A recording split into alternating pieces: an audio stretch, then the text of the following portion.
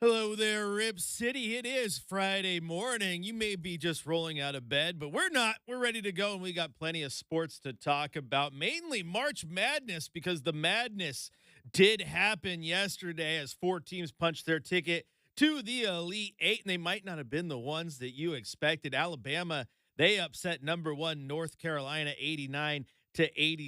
Clemson technically upset Arizona, but I think most of us saw that coming. Number six, Clemson does move on. UConn dominates San Diego State, and Illinois gets the win over Iowa State. So there you go. The Elite Eight is set. And of course, the women take the court today, too. Brenden and I are going to talk about it. It's his wheelhouse, baby. The Oregon State Beavers women's basketball team taking on number two Notre Dame today. And you can listen to it live on our sister station, 1190 KEX. 3 hours of morning radio coming at you right now.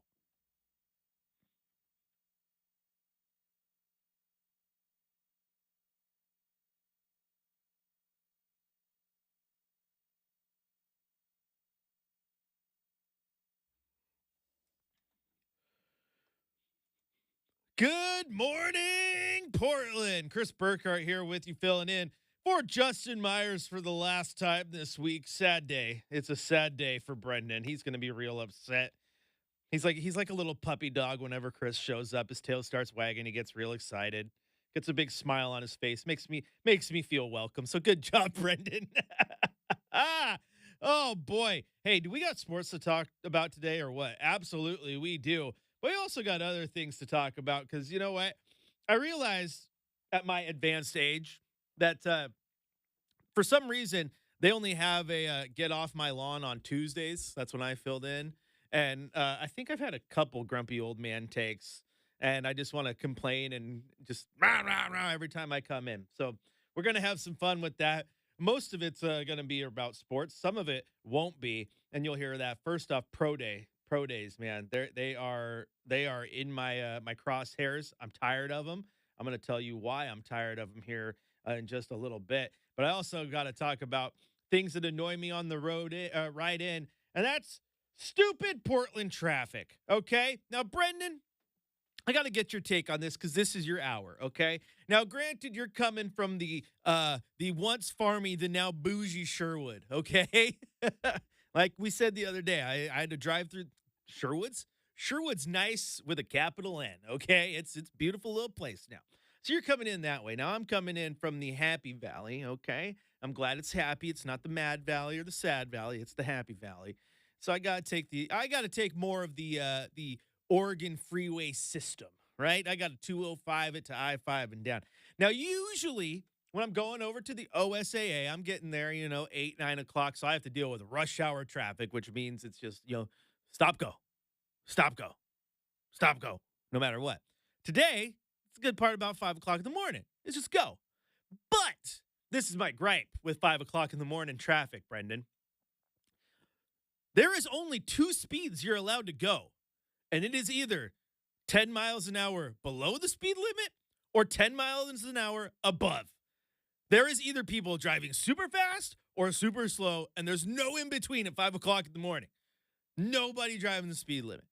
And not maybe controversial, depending on which driver you are, but the driver driving 10 miles an hour below the speed limit, way more dangerous than the person driving fast. Okay? Just John Panette, one of the best comedians ever. One of my personal favorites. Rest in peace.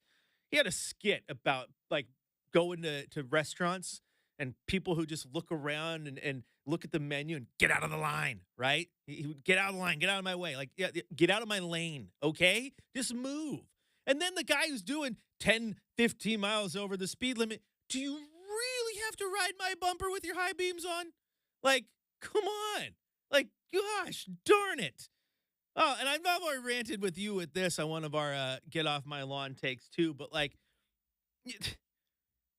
who thought the LED headlight was a good idea? Like, were we really driving around, Brenden, with our normal headlights going, these things, they just don't light up the road enough. Like, I can only see, the mile ahead of me or whatever. Like, I need a headlight that illuminates 360 degrees around my car. And if I'm driving down 205, I can see Mount Hood at 3 o'clock in the morning. Like someone decided that was a good idea. It's true. Like, it's frowned upon, right? If say you're driving, you're driving Highway 26 through the mountain, right? So you get a lot of those curves, those dark spots. You have your high beams on. It's frowned upon to keep those high beams on when you see another car coming, right? Because why? Because they're bright and it's dangerous. So why do we have LED lights where the standard brightness is brighter than most high beams? It's horrible. This makes no sense to me. See, it's Friday. I got the magazine is full. I got a couple extra mags. I don't know when Chad's gonna let me come back, so I got all the ammo today. But seriously, that was my thought driving in. Just drive. Just drive. Ay. And then you get cars piling up behind me, and I can't get over because everyone in the other lane's driving too slow. And then the guys behind me are getting mad when I'm already going over the speed limit. And let me tell you what, Fancy Coffee Friday tends to be a thing on this show sometimes. I don't know. You guys change all your segments all the time. But today was 5-0 Friday because the cops were out, so you had to be careful. Or Brenden, what about when you're on a place like 205, right? Two lanes. Let's just say that let's just throw a number out there. You're doing 70, okay? And the car behind you comes up, and you're a kind driver like I am. You like to get out of the way. But the car next to you in the right lane decided that just doing the exact same speed limit as you was exactly what they needed to do. So you can't even get over. You speed up, they speed up. You slow down, they say, what is going on? I think anyone driving on four wheels was out to get me this morning. They really were. It's terrible. I also talked to Brenden this morning. Guess what? Brenden believes in aliens. Sure do. Explains a lot. Nothing new to this listening audience, though. You want to know how young you are, Brenden? This is unrelated to aliens. We'll talk about that more in a second. You said nothing new in the audience. It means we can talk about it. My wife doesn't know you. My wife's never met you.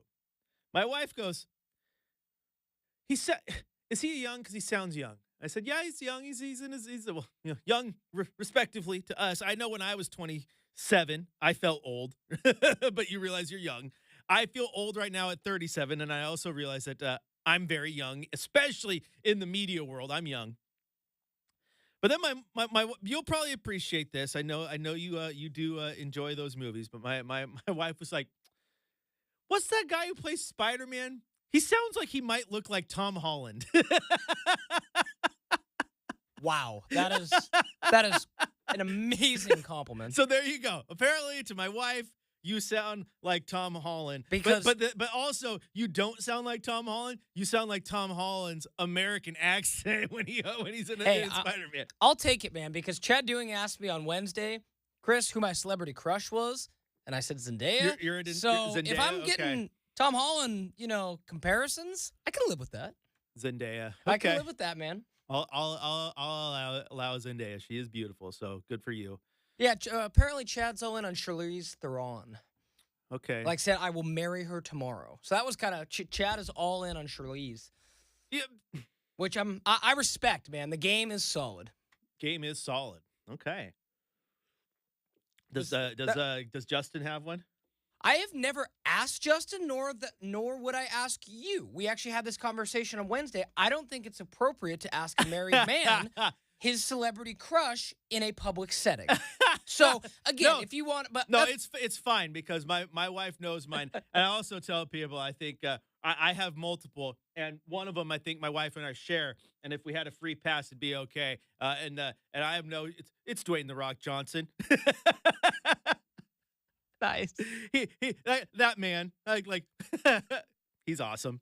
He's awesome. My wife does pick on me. She knows my celebrity crushes, and oh yeah, Forgetting Sarah Marshall, Mila Kunis. Yeah, that's a good movie. Oh man, can't drink coffee this morning. I got a hole in my lip. But Poor no, Chris. yeah, my wife knows. My wife has hers too. It's a fun little game. It's like, hey, why? Here's the thing though. Why be offended? Why be offended? Oh. Like if my wife looks at me and she's like, yeah, my celebrity crush is Ryan Reynolds. And I'm just going to be like, yeah, okay, cool. I'm really, really upset that you have a crush on someone that, you ain't getting. like, right? Like, not because she can't. My wife's beautiful. But have you and Ryan Reynolds ever been in the same room at the same time? No. Or what are the chances you and Ryan Reynolds ever being in the same room at the same time? 0. I'm good. Right? Like, I am secure in that. I'm gonna ask Justin off camera one day, see what it is. Justin seems like the type. He's probably Justin. Knowing Justin, I feel like Justin probably has the same celebrity crush that he had like in '99. Probably. Like he's probably so old. Like he's so old school, old soul that he's like, nope, not my celebrity crush. It's still whoever. Like it's still Jennifer Aniston, but not Jennifer Aniston now. Like Jennifer Aniston from like the first 3 seasons of Friends. Crush. Totally. Like that is Justin. So, and then also Chad going with Charlize Theron. Like love her, good actress. Can we just get like confirmation? Like Charlize Theron? Like what's the pronunciation guidelines here? Well, it would be Charlize doing, right? At this point, right? Or would it be Chad Theron? Like, if this happens, how are we rolling? I have to ask Chad. I've seen how badass she is in Furiosa. It's Chad Theron. Okay. And I think Chad would actually be 100% cool with it. He probably would. I mean, when he was stamped down, Justin hands me, like, Charlize Theron. And I'm like, all right, nice. Without hesitation. Oh, without even thinking about it twice. Yeah. So it'd probably be Chad Theron, man. Chad Theron. Okay. There you go. That's a good way to start the show. It is, right? You have a favorite. Okay, not crushes. Do you have a favorite actress? Actress. Like not someone that you just crush on or you think's beautiful, just favorite actress. Like you think every movie she's in knocks it out of the park. That's a great question. Come back to me on that, Chris. I probably need to think about that. Because I'm like, who comes to mind is like, again, like a lot of what Meryl Streep is in as far as like true actress. I really like Sandra Bullock. Really like help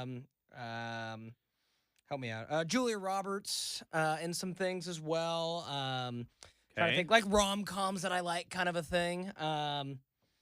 Yeah, that comes to mind right off the top. How about you, Chris?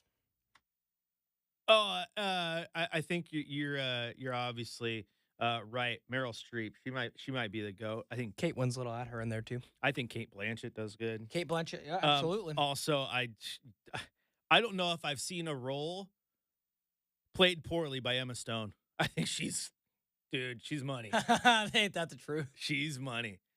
She was good in Cruella. I like that one. She's just damn good actress. So when it comes to actors, though, I'm sorry. I go total typecast to a guy who only has one role he's going to play. It doesn't matter what movie he's in. That's the role he's playing. Give me Denzel all day long. I do love Denzel. He is great. The badass who's just not going to take any gruff, right? He's not going to take your lip. He's going to take care of business. But it doesn't matter like what movie he's in. Every Denzel character is the exact same character, just in a different movie universe. But he plays it so darn well. Like, there we go. I love it. All right, when we return on Rivet City Mornings, why aliens exist and why we've been to the moon. Steph Curry's moon rocks will prove it. Just kidding. No, we're going to really start to get into sports here, Brenden, because I want to talk to you about the NCAA tournament. We had a couple teams punch their ticket to the Elite Eight yesterday. See if you're surprised. Look at the other games coming up. And, of course, get your take on the big women's basketball game going down today for your Oregon State Beavers. Chris Burkhardt here with Brenden Slaughter on your home of the Blazers, Rip City Radio 620.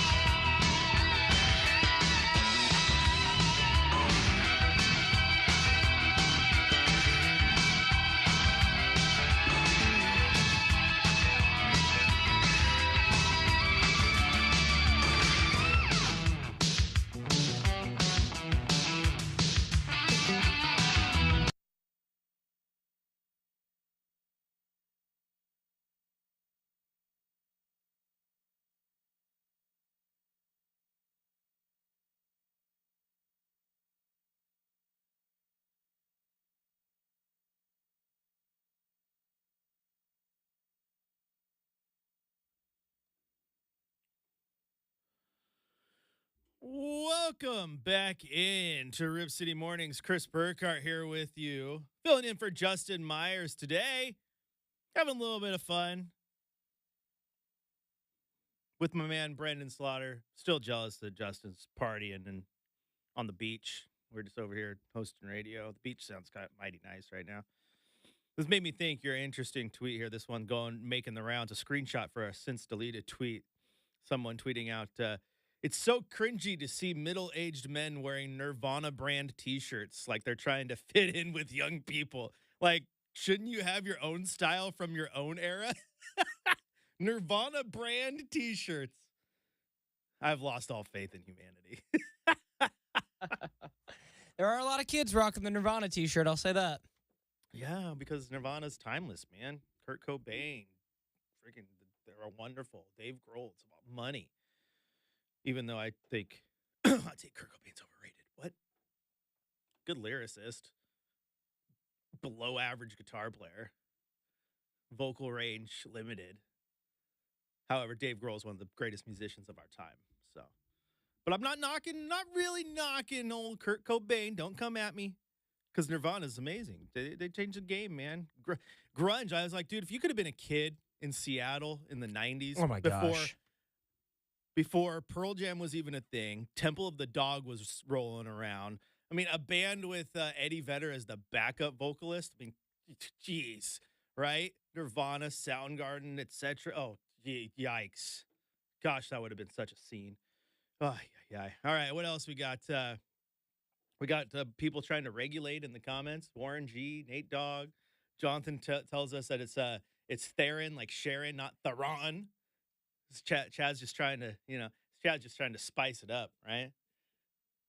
I don't know what's going on here, but I don't know what's going on in sports either, Brendan. I don't think anybody does. I was getting text messages yesterday, as I'm sure you were, like, yeah, my bracket's done. As if when friends are like, yeah, man, I still got a chance. My bracket's not busted yet. I've only got 50% of my games right, but I still got the champion in there.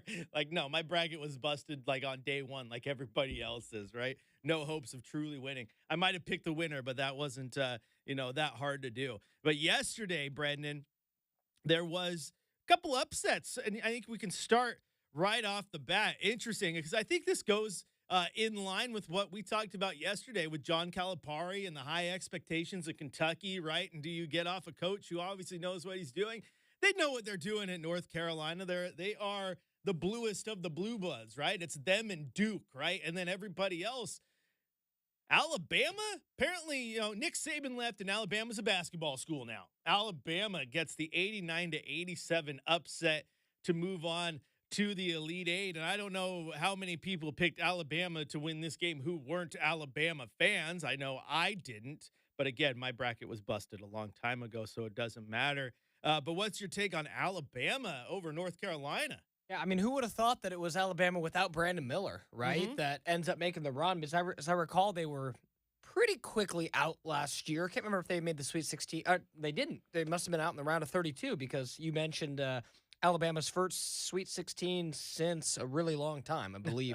It's a really long time. Yeah, so no, I mean that was unexpected, right? Obviously, the one that wasn't even the most surprising, Chris.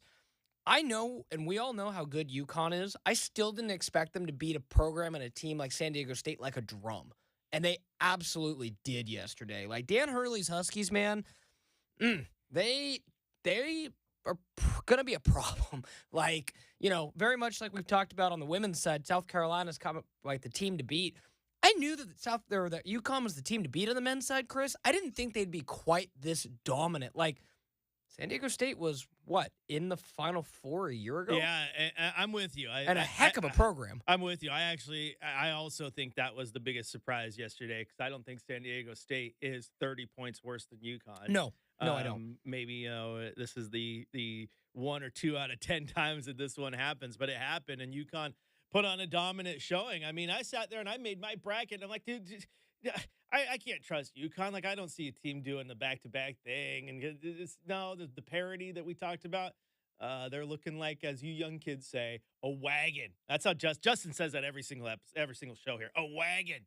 They're looking mighty good. As you said, a 30-point victory over San Diego State, who was a team that was just on the cusp of a championship last year.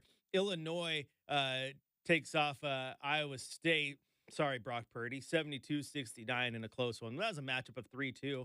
And then you get another upset over here as Clemson, also now a basketball school, beats Arizona 77-72, which is another one that you kind of just you felt like that one was going to come eventually. Like when's the Arizona's wheels going to fall off? Because the Pac-10 or Pac-12, excuse me, just didn't feel that strong even going into the tournament, even with Arizona as a high seed. So not too surprised there. So on one side here, you got Bama, you got Clemson, you got Illinois, and you have UConn. That's a 1, a 4, a 3, and a 6. Now elsewhere, you have the one Cinderella left in NC State taking on Marquette. That's today at 4:09. Gonzaga Purdue, which I think is going to be a pretty good game. Gonzaga's playing well. I don't trust them as far as I could throw them. But Purdue, Zach Edey and company, but Gonzaga finds a way. Mark Few might be one of the best coaches in the game. Duke at Houston, which should be a really good game because honestly, if you've looked at this tournament, I feel like the only other team that I feel has felt dominant at any point this year has kind of been Houston, right? So we'll see how they do. And then, of course, Creighton, who beat my Ducks, taking on Tennessee. Do you think it goes chalk in this one? You got a Marquette, Purdue, Houston, Tennessee, or do you think any of those teams pull an upset? No one's really talking about NC State. Even in the Sweet 16 preview, nobody has been talking about NC State. So selfishly, for what I love in men's basketball, I'd love to see NC State pull that out because, like you said, otherwise it's Clemson as the 6th seed, who's kind of the lowest seed to make it now. Obviously, Alabama gets in as the 4, but as far as the games itself, and we haven't even talked about it, Arizona, I was very surprised they lost that game. But no, I think Marquette's probably got the favorite in that one. I don't see Gonzaga taking down Zach Edey. Duke could maybe give Houston a game. I wasn't particularly impressed with Houston's win over A&M last time they played out this weekend, so I think there could be some opportunity there. Creighton should have lost to Oregon. They're not beating Tennessee. Yeah, they should have. I mean, so if Dante can hit a Dante free throw, we're not free having throw this conversation, Chris. Yeah, they're a missed free throw away. And the thing is, don't pile on. I hate that. It's not Dante's fault. There's so many plays throughout a game. It's just that's the one right there at the end that definitely could have sealed it. So yeah, I think Tennessee takes that, and then we'll just get to the Elite Eight and we'll have another battle. And could you see NC State knocking off Marquette? Or am I a little alone? I could. They got good size. They play a good tempo. Like Marquette's good, but I mean, how good, right? Like I said. UConn looked dominant, has looked dominant in the tournament, and I feel like Houston's the only other team that's looked dominant at any point during the season. Like their tournament's been up and down, so, but they're a good team, a dang good basketball team, right? So I don't know, but I can see the NC State upset. That'd be great. Give me more upsets. Give me more Cinderellas. That's what I want. Now, that's the men's bracket. There's big time action going on in the women's bracket. Let's start with Indiana, South Carolina, where I don't know what happened. I checked my bracket, and they already put South Carolina advancing on to the next round. It's weird how that one happens. NC State versus Stanford, that should be actually a pretty good game. Both teams, they got stars. They know how to play. Cameron Brink, she's a walking double-double for Stanford. Again, shout out OSAA alum, right? That one should be a battle. And then Gonzaga at number 1, Texas. But no one cares about those 3 games, Brenden. Because there's a game going on in Albany, New York, of all places. What a dumb scheduling thing they did. Not at Moda Center in Portland, Oregon. I know. Gotcha. I know we did this yesterday, but my God. So I said I wasn't going to let today be the complaining day, man. Yesterday was my complaining day. So stupid. You get what you get. You don't throw a fit. Well, I threw a fit. No, you can throw a fit on this one. This one's just. Is that what you tell your kids, Chris? Get what you get. Don't throw a fit until they do. Yeah, and then they throw a fit, and then they usually get what they get because mom and dad are both softies. Nice. Come on, okay. Oh, you're girl dad, man. You got to be kind of a softie a little bit, right? You got USC. Send USC to Albany. I'm with it, man.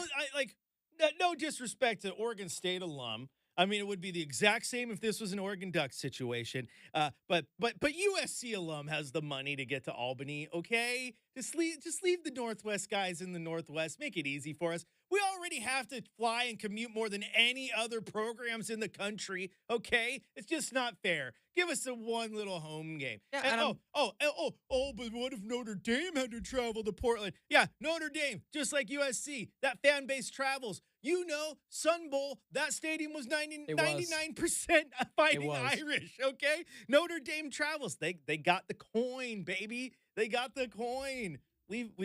Like I said, this is not a knock on Oregon State. This is if it were Oregon, if it were Washington State, if it were Oregon State, if it were heck, if it were Cal even, because I mean, yes, I know that's a big But hey, institution if over you're there, if but you're that's not. if you're the Gonzaga women's basketball team, things worked out pretty well for you. Spokane to Portland, not too shabby. So at least one Pacific Northwest team gets a little something, something, Chris. And I'm not against pulling for the PNW, but yeah, like I said yesterday, just silly, disappointing. I'm sure Duke or UConn don't want to be in Portland. They'd probably rather be in Albany, New York. Would Baylor rather be in Albany, New York than Portland? Probably. So there you go. See, but now I will selfishly contradict everything I just said for the opportunity to see Gino and UConn in Portland. Oh, very true. Right? So, but anyway, enough of our Godfather gripes over here. We talked about it just a little bit yesterday. But once again, I got to bring you in here because this station has one Beaver expert, and his name's Brenden. Right now, Notre Dame at a 3.5 point favorite. That's an interesting line right there. I think there's some people who believe in the Beavers if I look at that line, because look at South Carolina, 15.5 point favorite over Indiana, right? Yeah, that's gonna be what it is. With an over under of 131.5. Now we're not betting, and I don't care about the point spreads. All I care about is the W or the L. And I do think this one, even though it's a 3-2, again, Notre Dame kind of feels, yeah, they're not South Carolina, they're not even Stanford sometimes, but they're a women's basketball blue blood, right? Like, so I think if Oregon State wins this one, it definitely feels like an upset. And with the way things are going, the way Ruick has this team playing, the talent that they have on there, and the fact that you and I pointed out yesterday, they are a young basketball team. I think this one has Beaver victory written all over it. Yeah, I mean, I think the spread is solid. Notre Dame's a little bit closer to Albany than Corvallis is, but I learned this, Chris. Like you said, Notre Dame fans will travel, but they have to fly. I learned it's 11 hours from South Bend, Indiana to Albany, New York, so not close to drive. So they kind of really did put those two teams in like the worst spots for where they could be. But interestingly enough, I really think it's diving into this game a lot the last 48 hours. It's going to come down to who plays their style better. The Beavers hang their hat more on defense, kind of uglying the game up a little bit, keeping it into the, low 60s or high 50s. Notre Dame likes to get out and score a lot. So I think whose style wins. Oregon State's got better depth. Notre Dame only runs about a 6-girl, 7-girl rotation. So could depth play a part, as we get into the Sweet 16, perhaps? But this just strikes me as a game where I think Oregon State will be very competitive in, and I think it'll come down to like the last couple possessions. I like the Beavers in this one, though. Obviously. Yeah. Well, yeah, you're a Beaver homer, so you should like the Beavers. That's why my opinion matters here, because I'm the Duck and I pick the Beavers. That means I have true faith in them to get the job done. And we will take it. We will take your optimism, Chris. There you go. See, my rivalry knows no bounds except the Huskies. They can just kick rocks. Speaking of Huskies, we're going to talk about them here in a little bit, but we're going to talk football about how, again, another gripe of mine. Pro days are dumb. Pro days are so dumb, Brendan. Why? Oh, but it gives a chance for the scouts to see them and this and that. Okay, cool. And there's a good reason to have them, although I'll let you have that. But I'm going to tell you why. In general, they're completely dumb. That's going to come up here in just a little bit on Rip City Mornings. But looking outside the rest of the bracket, Brendan, for the women, on Saturday, you'll have LSU, UCLA. That should be another good one. Colorado, Iowa. I am so ready for this, Brendan. This is going to sound like sour grapes, and maybe it is. I'm ready for. I need Iowa to get knocked off. The Caitlin Clark narrative is starting to exhaust me, and it's not because I dislike her. Okay, I think she's great. You pointed out this the other day. In the 3-point era of basketball, she is the absolute best in women's basketball, so people love her, right? and they should. She is phenomenal. She's one of the best in the league. There are so many good women's basketball players right now, and none of them are getting the shine in this tournament because everybody is only talking about Caitlin Clark. Like, no one's talking about Reagan Beers, who's been great all damn year long, right? No one's talking about Juju Watkins at USC, who's been one of the best players in the entire country all season long, Brenden. Angel Reese is getting in the news now, and then by half the time they're showing her picture on ESPN because they're talking about Kim Mulkey more than they're talking about her, right? But it's just like, oh my gosh, there's so many talented women in this tournament, and just nobody's talking about them because it's just, oh, Colorado and Caitlin Clark, and oh, Caitlin Clark and her dad were jabbing back and forth in the game. Oh gosh, how it's nauseating to this point. And I get it. Caitlin Clark, she is phenomenal. She deserves praise, right? I'm not saying she doesn't. She's one of the best women's basketball players ever. Now, I'm not anointing her the best like some people are. I think she's the best three-point shooter the game's ever seen, without a doubt. Homer take, yes, but I do think Sabrina has a better, well-rounded game. Okay, and guess what? Sabrina's pretty good in the WNBA too, and she went toe-to-toe with Steph in the three-point contest. So don't tell me she can't shoot, Brenden. She knows how to shoot too. But Sabrina ain't the best player in college basketball history either. So, like, no. Okay, let's pump the brakes there. But there's just so many good players, Brenden, and that's what I want. I want all those players to get their shine. I mean, we hinted at it right now, but like, hello, you have Cameron Brink. She's projected to be what, a top 2, maybe number 1, top 3. Well, Caitlin's gonna go in, but a top 3 pick in the WNBA, and she's gonna change whatever team she gets on, right? UConn has Paige Buchers, who's been one of the best players ever, and it's like a comeback story, but no one wants to talk about it. Because why? Because Caitlin Clark, winners get sprinkles, as Brenden says. Yeah, they've got Brink projected number 2 overall pick right now. So there you go. So that's my thing against the Caitlin Clark narrative, okay? And it is not, Brenden, that she's bad or that I'm annoyed about hearing about her in particular. It's just annoying to me that there's so much put on her, and there's like this field of women's basketball teams, there's a lot of talent there. A lot. We might be in an era unmatched when it comes to just star potential talent. Probably are, yeah. Like, we've seen really, really good women's teams before and really, really good players, but there's a lot of teams in this tournament that have just capital STAR stars on their team. Women who are going to go to the WNBA and just tear it up when they get there. And nobody's talking about them. And that just rubs me the wrong way, okay? Rubs me the wrong way.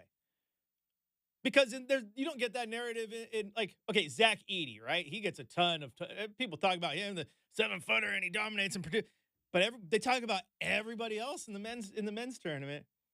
It's a Caitlin Clark only media extravaganza in the women's tournament, and that's why I want her to get knocked off. The NBA is doing a great job of making her a villain. You know, what Christopher Nolan was right. You either die a hero or live long enough to see yourself become the villain, Brenden. And I think Caitlin Clark is living long enough to see herself become the villain. I just don't like it. Like I said, like her, love her game. She's changing the women's game. That is without question. That 3-point shot, no one's ever come close. No one has ever come close. And like Jonathan says in the chat, like Juju Watkins is money. She is. She's incredible. And like I said, you get to see it firsthand, man. Like, nobody. Have you seen a single person, if you turn on your big national shows, a single person talk about a sophomore from Corvallis who has basically put that team on her back and dominated all season long? Hello? I heard the collective hush come through X when she rolled her ankle in the first game. I heard the hush come through the app because that's how good she is, and you know how important she is to that team. No one's talking about Reagan Beers. No one. She's very much sliding under the radar, and I think Notre Dame's going to find that out today. We'll see. Again, no Caitlin Clark disrespect, Brenden. I love her game. She's done so much for this game. But there's a lot of other talented women here in this tournament, too, and we need to talk about them. Anyway, Chris Burkhardt here with Brenden Slaughter. When we come back, I'm going to tell you why pro days are dumb. Yes, they are. Chris Burkhardt here, Rip City Radio 620.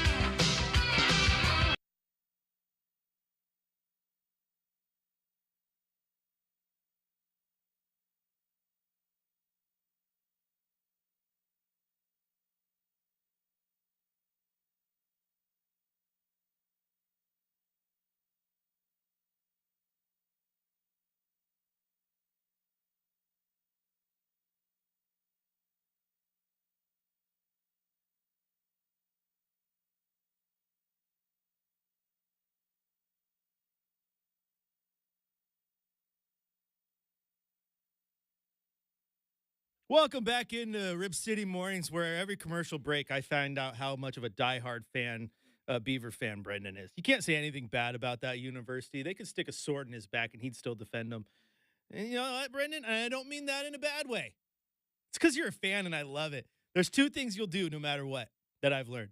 You will defend Oregon State no matter what, and you will do your best to not mention the name of a guy who used to coach your football team, and your pettiness knows no bounds. And It's I true. love it. I actually saw a video. I believe he was on like last week with whoever was filling in on the Dan Patrick show, and there was the first question is, why'd you leave Oregon State? And he's like, oh, special place, nothing but great memories in Corvallis. Well, I'm glad you have nothing but great memories in Corvallis because the city of Corvallis does not care what you think, Jonathan.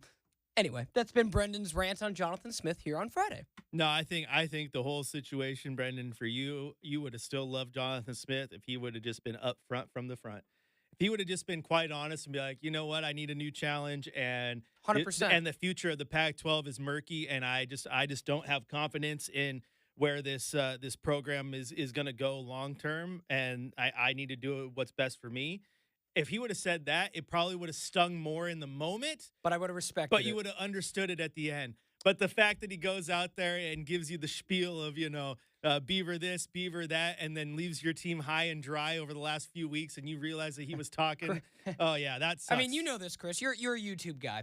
The most viewed video in the history of Beaver's Edge YouTube is me in an Autzen Stadium tent post a blowout when a certain somebody sits there and goes, well, no decisions have been made. No decisions have been made. We have to talk about it. When in reality, you were getting your assistants on the plane like 5 hours later. So, yeah, no, to that point, it was honesty and transparency, Chris. I would appreciate it. Yeah. Yeah, but it's funny because as a Duck fan, we saw it play out with Mario. And Willie, really. It wasn't, well, Willie wasn't the exact same, but with Mario, we felt as a Duck fan, we knew it was done for you because the vibes Jonathan Smith were giving off were the exact same as Mario when he's coaching games, knowing full well. We all know he's saying no, but you know full well he's interviewing for a Miami job. Like, ugh. Terrible. I hate that about college sports. So I'll give you props on that. And just so you know, when I pick on you, I do it because it's fun. Your fandom, it's why people fan. It's pretty good. It's pretty awesome. Now, I want to talk college football with you here because things have been making the rounds on social lately. Because teams are holding their pro days. Their pro days. And you know what? Can we just stop putting pro days on social media? It's just so stupid. It is so stupid. I watched a video yesterday. Dude, the receiver ran a 10-yard out route, and Michael Penix rolls out, hits him on the run, and then the camera pans over to Rome Odunze. He's like, wow, I like that. And the fans are like, money. It was a 10-yard out route. Guess what? The third quarterback on the bench or the quarterback on your scout team every Sunday in the NFL makes that throw. Nothing special about it, right? Or the ones where they throw like a 50 yards through the air. It's hike, and he steps back, and you hear the quarterback go left, right, and they're showing off their footwork like a Russell Wilson workout clip, right? And then they go to the outside, and he stops, and he sits there, and then he throws a 50-yard bomb that hits the wide receiver in stride in the end zone, and you hear a hush in the practice field, and the NFL tweets it. This is what they did with a Michael Penix video. The NFL tweets it with like the googly eyes, like, oh my gosh, did you see that? Oh my gosh, Rock, I'm sorry. Hey, Brendan, this arm doesn't have 50 yards of strength in it, but it does have at least a solid 35. And I guess what? I can do that exact same drill, and I'll hit my receiver in stride every single time too. It's not a miraculous throw for a quarterback who has been throwing that football his entire life and just led his team to a national championship game or a conference championship or a 10-win season, whatever quarterback it is, and whatever their respective pro day is. I would expect a quarterback to make that throw. Any quarterback at any level, I could take a high school quarterback, and they're making that throw with what? Nobody rushing them? No defender knocking the wide receiver off of their route? The wide receiver just running a streak where all you got to do is throw a football and put air under it. And if you throw it too far, it doesn't matter because the wide receiver's got enough speed to get under it and there's no defender there to knock the ball away. These are easy throws. Does anybody would you do this in any other sport? Like, do you go to batting practice and just wow that, oh my gosh, did you see Aaron Judge hit 20 straight home runs during batting practice today? I'm pretty sure he's going to hit 90 home runs this year and do something no one's ever. It's batting practice, guys. It's batting practice. The guy on the end of the bench who has a 120 batting average can hit him out of the park in batting practice. Because you know why? Because coach ain't throwing 90-mile-an-hour fastballs, Brenden. He's not throwing monster 12-6 curves. No, he's throwing in some 65-mile-an-hour cheese for you to just go Yahtzee on. I am so sick of pro day videos. Pro day is dumb. Dumb. And you can't tell me you don't have enough video on Michael Penix to know if you want to draft him or not either. Has pro day ever changed any scout's view on a player? Never. Never. God, pro days be dumb. End rant. Guess what, though? There's 3 hours of this show, which means I'll probably go on that rant again for all the people who didn't hear it the first time. Chris Burkhardt here, Brenden Slaughter. Rip City Morning continues right here on your home of the Blazers, Rip City Radio 620.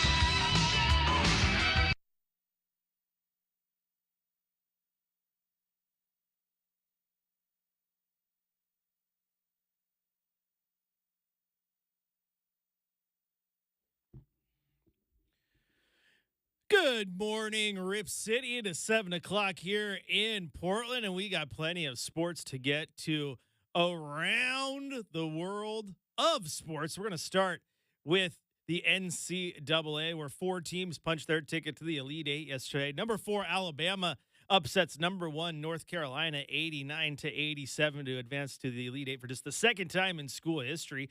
Clemson gets the win over Arizona. UConn dominates San Diego State. And Illinois gets the slim victory over Iowa State. NC State takes on Marquette tonight. Gonzaga versus Purdue, Duke versus Houston, and Creighton versus Tennessee to fill out the final 4 spots. On the women's side of the bracket, the women's Beavers team gets the court tonight against number 2 Notre Dame for a chance to advance. And you can listen to it live starting at 11:30 a.m. on our sister station, 1190 KEX.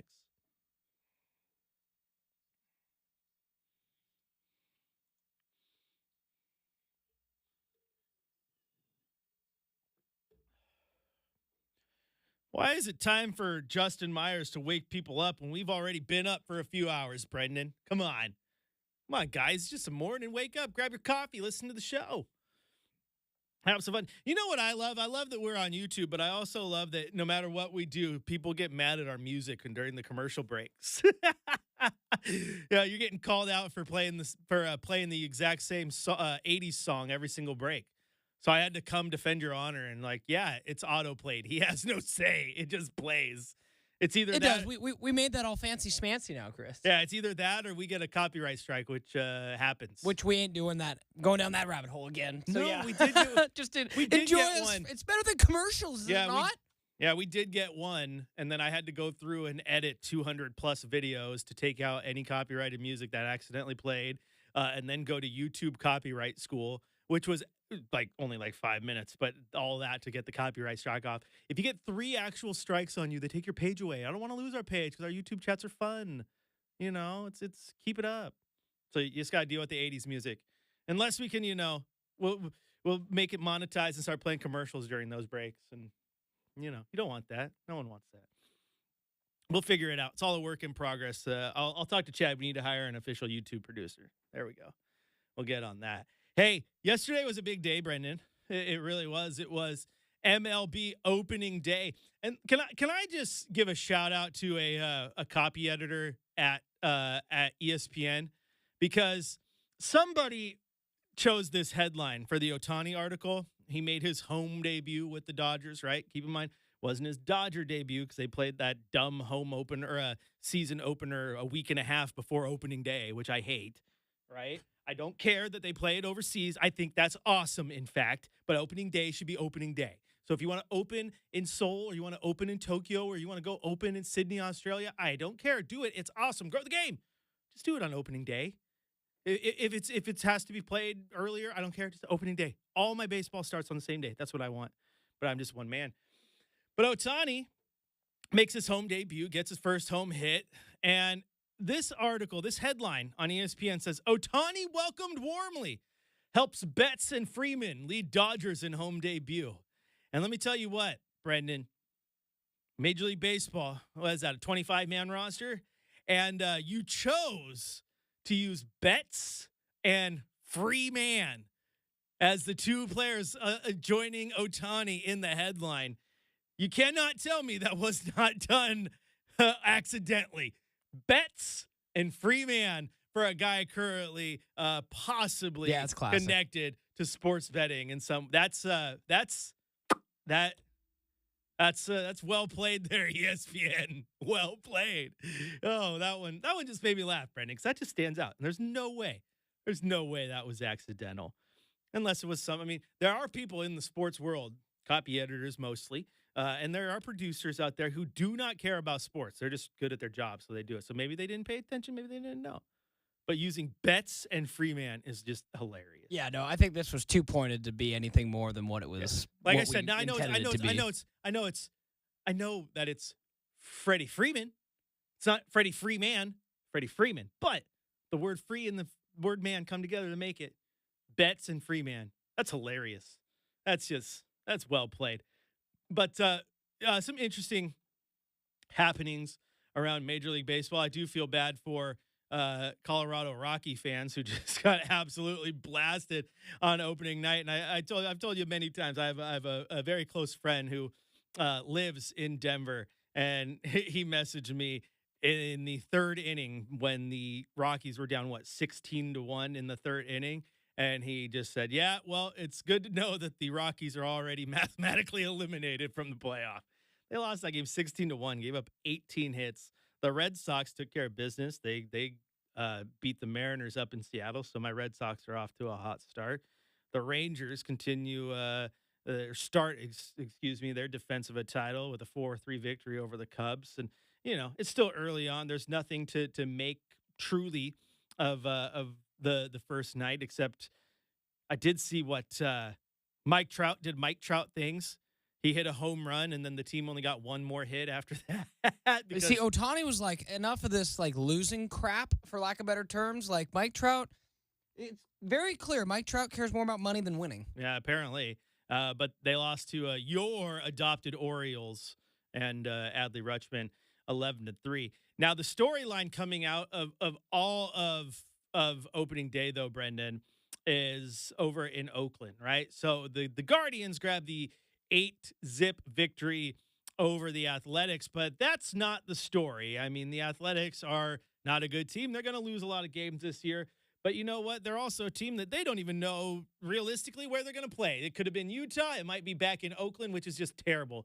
Like that is salt in wound, right? Hey, you're moving, but now you can't play your games in Utah. So guess what? You're going to come back here and play for like 2 years while we build you a new stadium in Las Vegas, a stadium in Las Vegas that the mayor can't decide if they really want or not. It's a complete weird situation going on with the Athletics.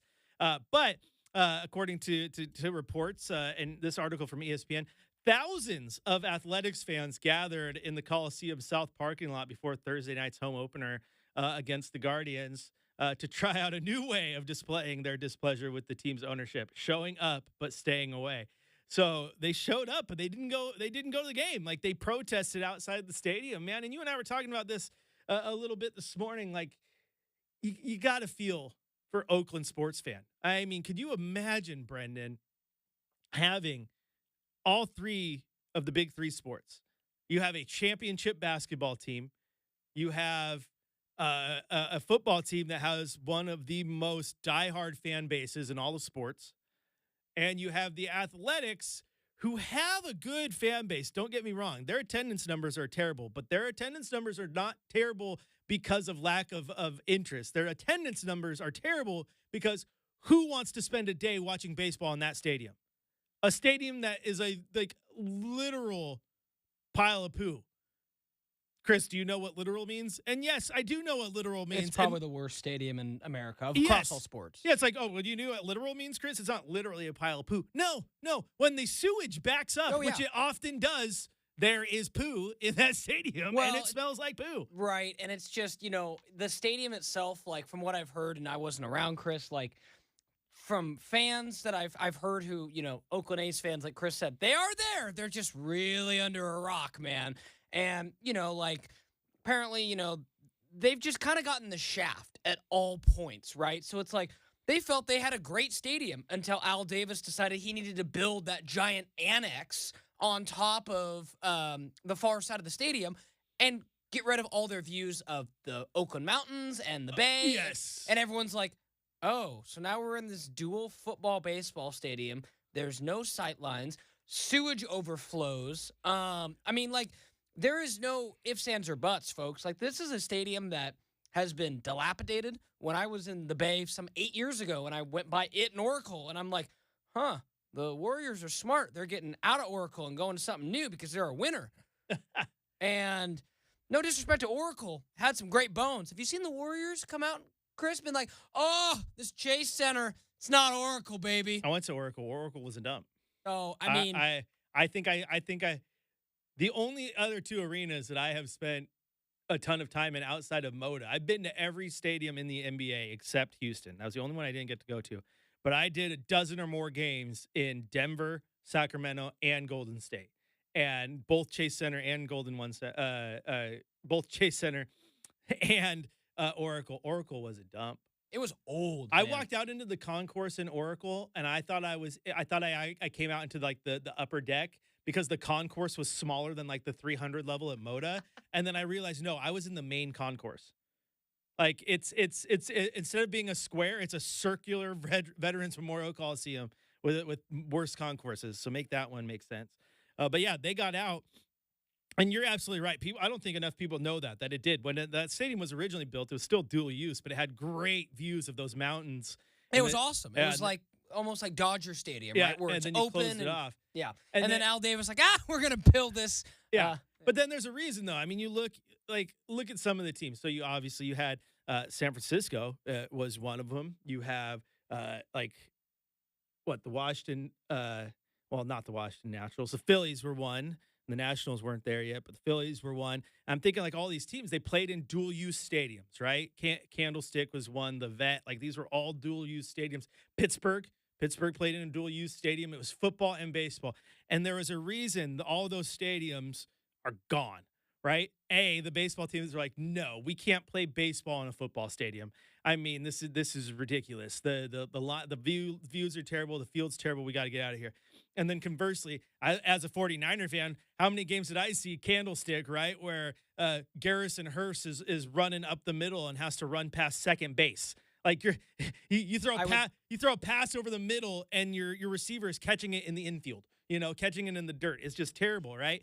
And I so would highly encourage, Chris, anybody, because I just had to go look to see myself, like, highly encourage anyone who's just curious to Google the Coliseum before Mount Davis, which is what they call it, which is pretty funny, because it looks so much like Dodger Stadium, where it's open on the backside and you see the Oakland Mountains, and it's like, that creates kind of a real cool, unique atmosphere. And again, that whole point is just like, whether it was, I just feel like the A's have been the little brother to the point where they, and, not even so much, now that the Raiders are gone, they're really not. It's just like, very much, Chris, like how the Clippers were like, you know what? As long as we share an arena with the Lakers, we're not going to have our own. We're never going to be treated. Nope. You're not going to have your identity. And so that's where you it's got to like get out. And you're right. You're absolutely right. But the thing is with Oakland, Brenden, and this was back to my original point, is just like you had basketball, you had football, you had baseball, and now you're losing them all. And those fans are fed up. And if there were no fans in Oakland for the A's, which a lot of people want to claim, then thousands of them aren't showing up to protest the team. Like they love that team. They are a rabid fan base. Just no one wants to go support an owner who doesn't want to be there, a team that is not great, and go watch it in a stadium that is terrible. Like you said, it's not the worst stadium in baseball. It might be the worst stadium in the country, if not like in many a pro sport. It's bad. So who wants to go spend the time there? Especially when across the bay, you have what is, not to be confusing, but is now Oracle Park, right? Because, everything has to change names 100 times, which is one of the nicest ballparks in all of baseball. That's one of the stadiums where when I go, I don't like to sit close. I like to sit up in the 300 levels and see the bay, see all the shipping containers coming through. On a night game, if Oakland's playing and there's fireworks, you can see the fireworks from Oakland Stadium, right? And here's the thing, too, and people don't realize this unless they've been to the bay, right? They'll go, oh, who cares if Oakland leaves? You still have the Giants. Who cares if the Warriors went over to Chase Center? It's just San Francisco.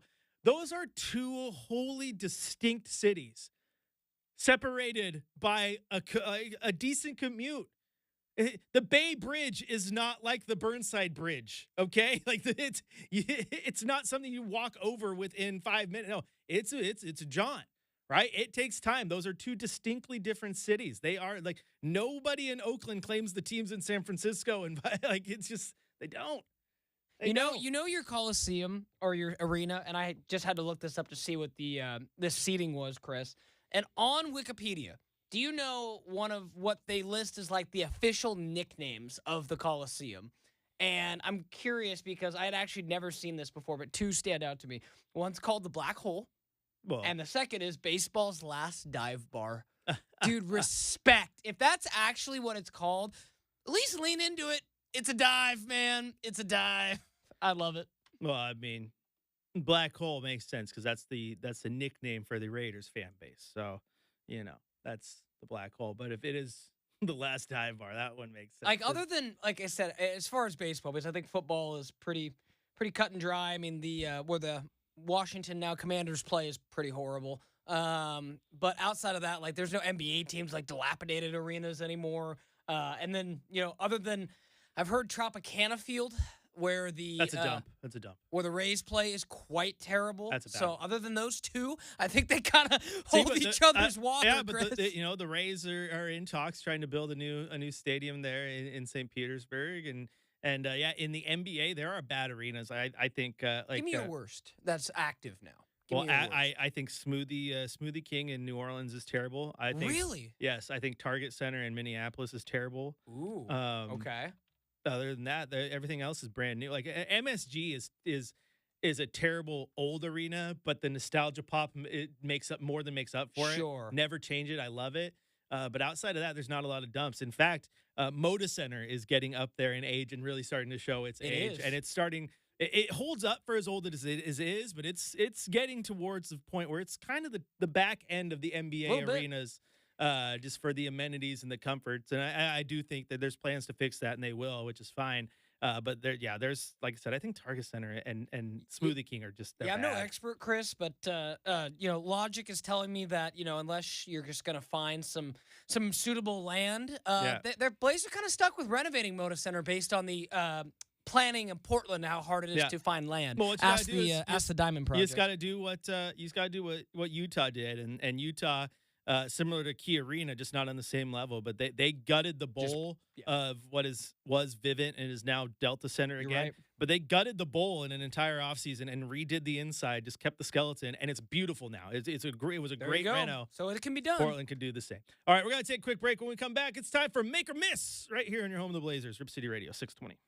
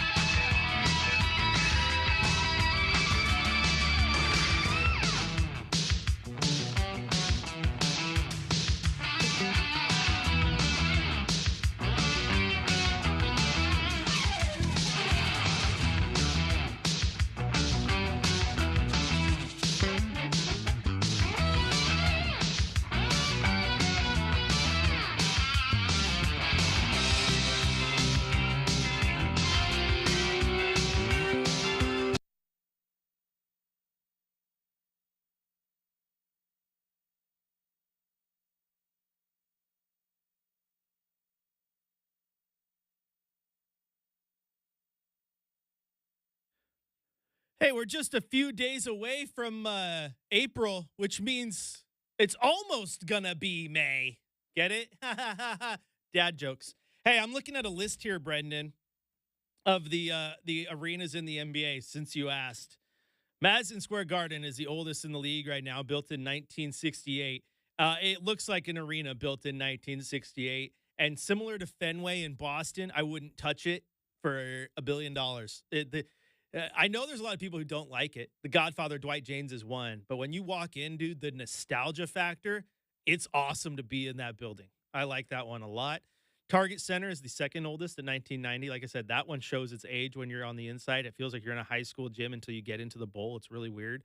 Delta Center in Utah, 1991, the third oldest.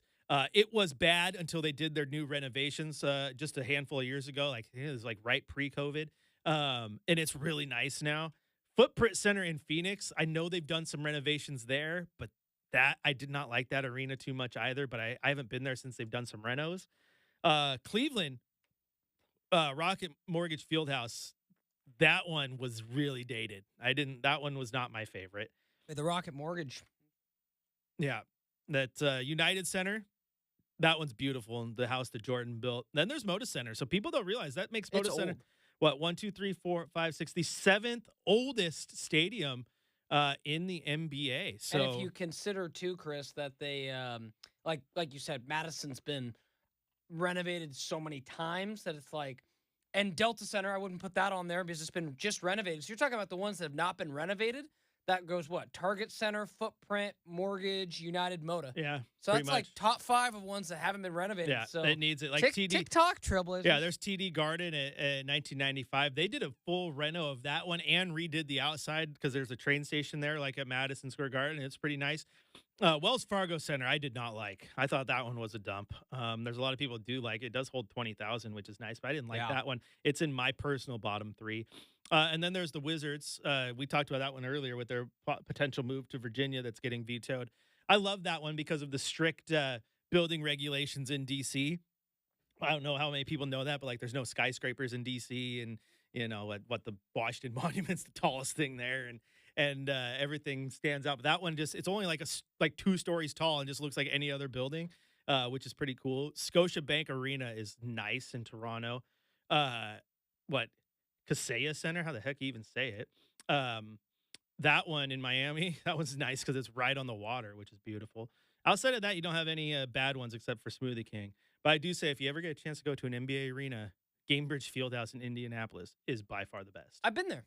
It's the best. 2015 Women's Final Four, baby. There you go. When I saw Oregon State get rolled by Gina Auriemma and UConn. But that was a really cool, it was 2015, so 9 years ago. It does, yeah. But then it's the best arena in the NBA.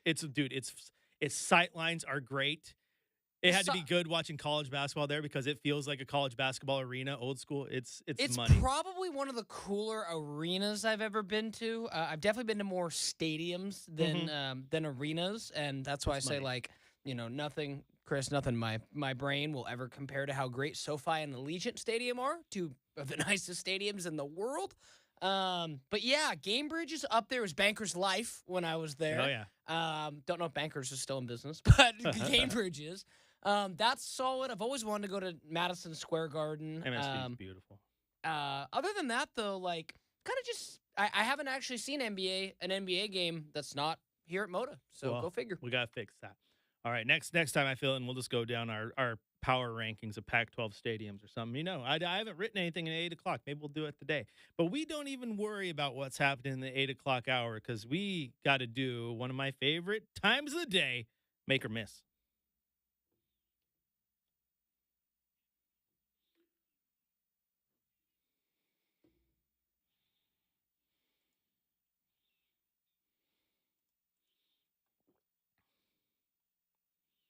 All right, Chris, firing up make or miss here on a Friday.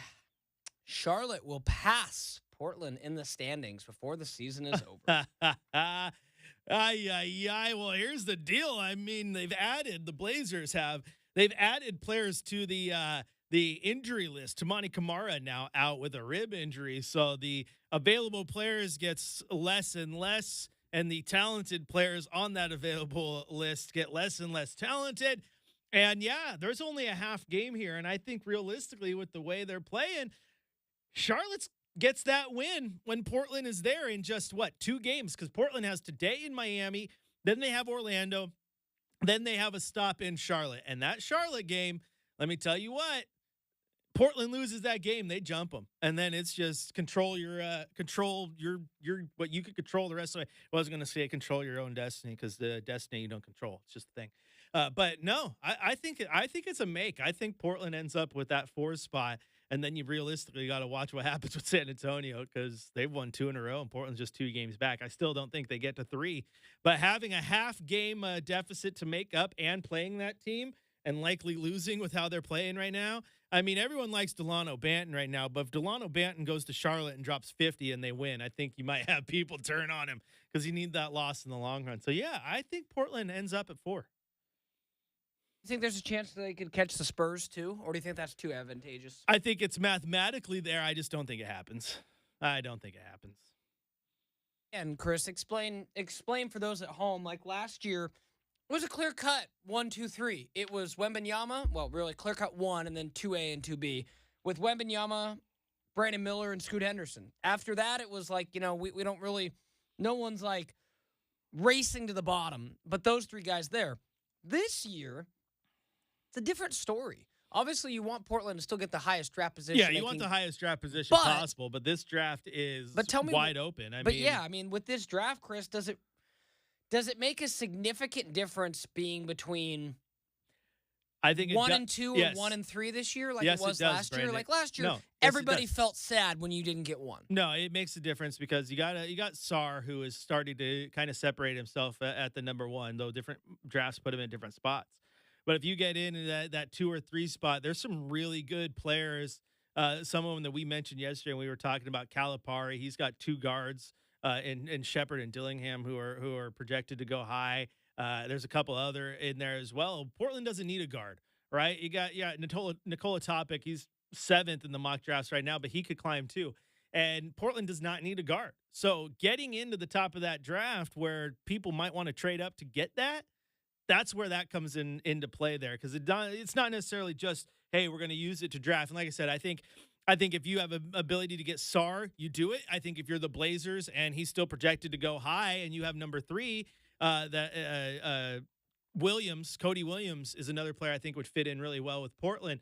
But other than that, yeah, it's a trade fodder as well. And you asked about catching the Spurs, and this is why I don't think they will, because what the Spurs would have to do is they'd have to basically win 3 more games than the Blazers for the rest of the year for the Blazers to close that gap. And this is the remaining schedule for the Spurs.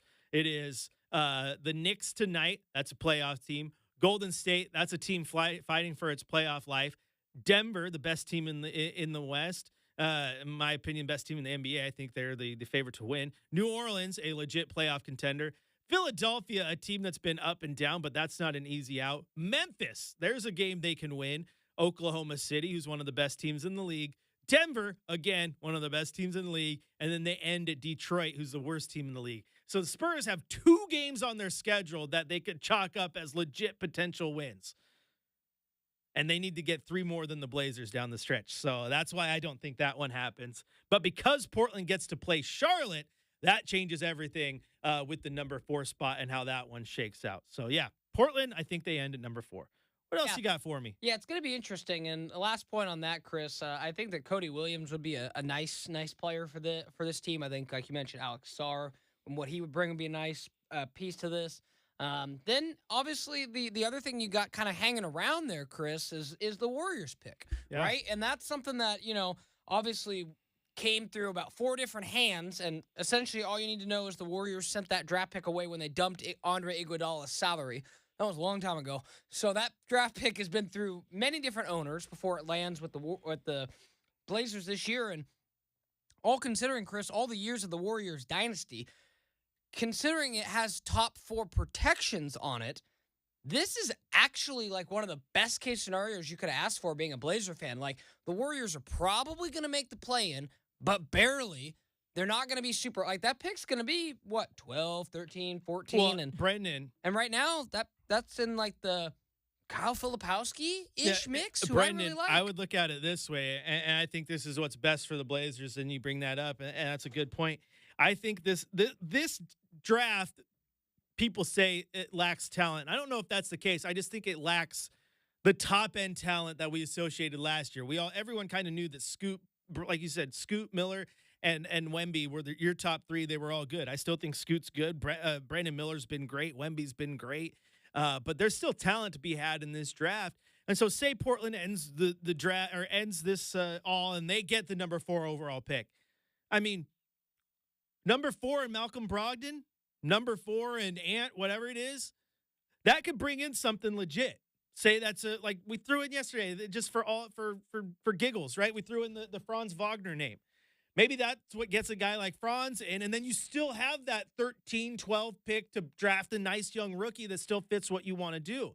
So, yeah, there's potential here, especially that because having that extra lottery pick changes a lot because you're not getting rid of your only first-round pick, or it's not like you're trading the number 3 overall pick and players, and then your next pick is pick 27, right? No, you could have a pick right there, right on the cusp of being top 10. So, yeah, that changes a lot. And I think also, again, just since we're into this mix, Chris, like, you look at it not to mention the Blazers have, if I'm correct, they have 2 of the higher second-round picks in the entire draft. I mean, you've looked at recent years, and you go back, Chris, sometimes the first 2, 3, 4, 5 guys of the second round are like, you're like, whoa. Okay, those guys probably should have been first rounders, right? So you've been I know it's not the deep, but like Portland has 4 picks. That would mean 4 new guys, right? So you just think about like 15 or 5, 13, 34, and 40 is where they're projected at the moment. But either way, that's a way. Interestingly enough, Brenden, the best rookie on the Blazers team this year has been Tamani Kamara, who was a second-round guy. Second-round pick. And you talk about early second-round picks.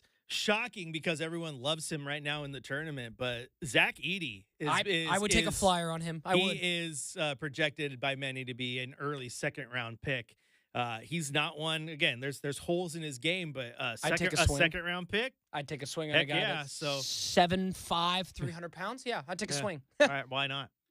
All right, what else you got? Yeah, let's go ahead and get into one. And Chris kind of teased it earlier, but we're going to go ahead and throw it out in the universe. Oregon State will beat Notre Dame and advance to the Elite Eight. That's a make. I like this team a lot, man. It's like I went in on yesterday.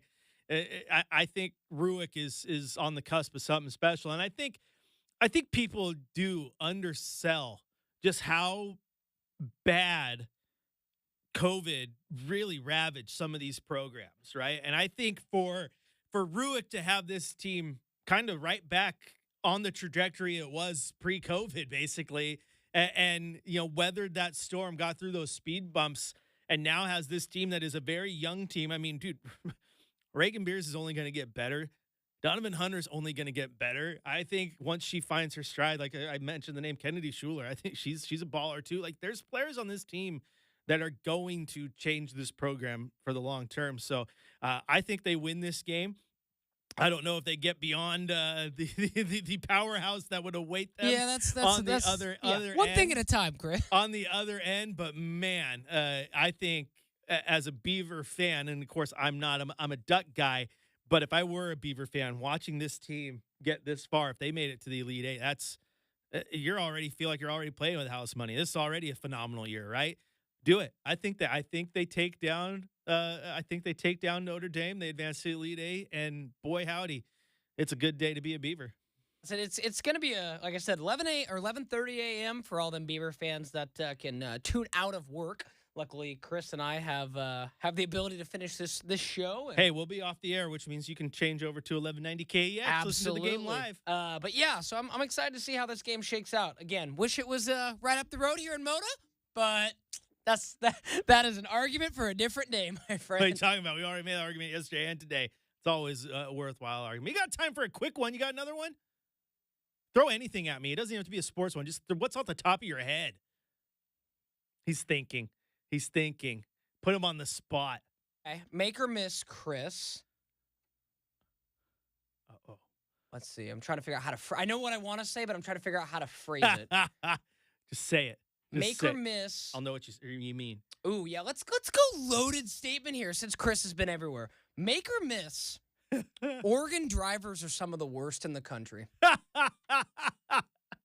I just want to hear your thoughts. I've been around too, and I don't say we have the most aggressive. I don't say we have the most fast or anything else.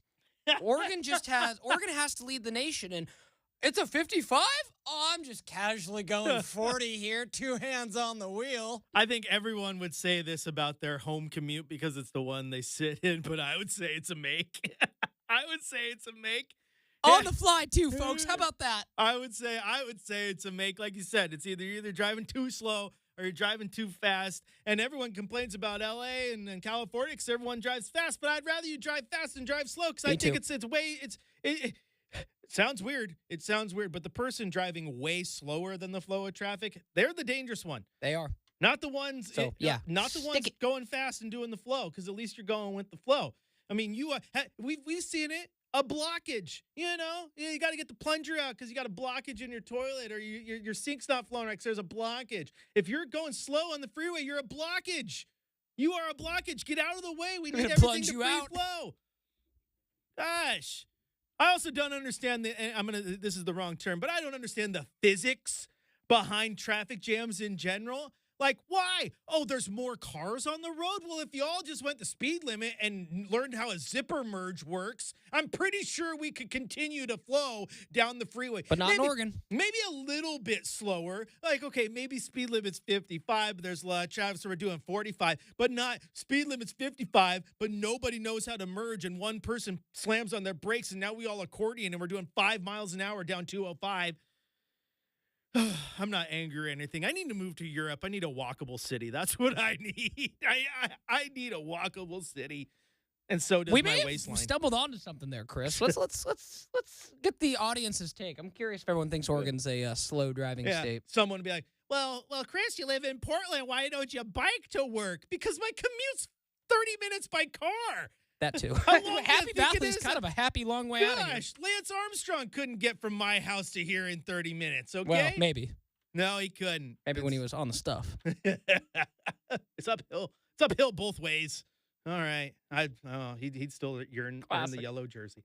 All right, we're going to take a quick break here. When we come back, we're going to dive into this Blazer-Miami game going on tonight because, it should be a fun one for fans. Chris Burkhardt here with Brenden Slaughter on your home of the Blazers, River City Radio 620.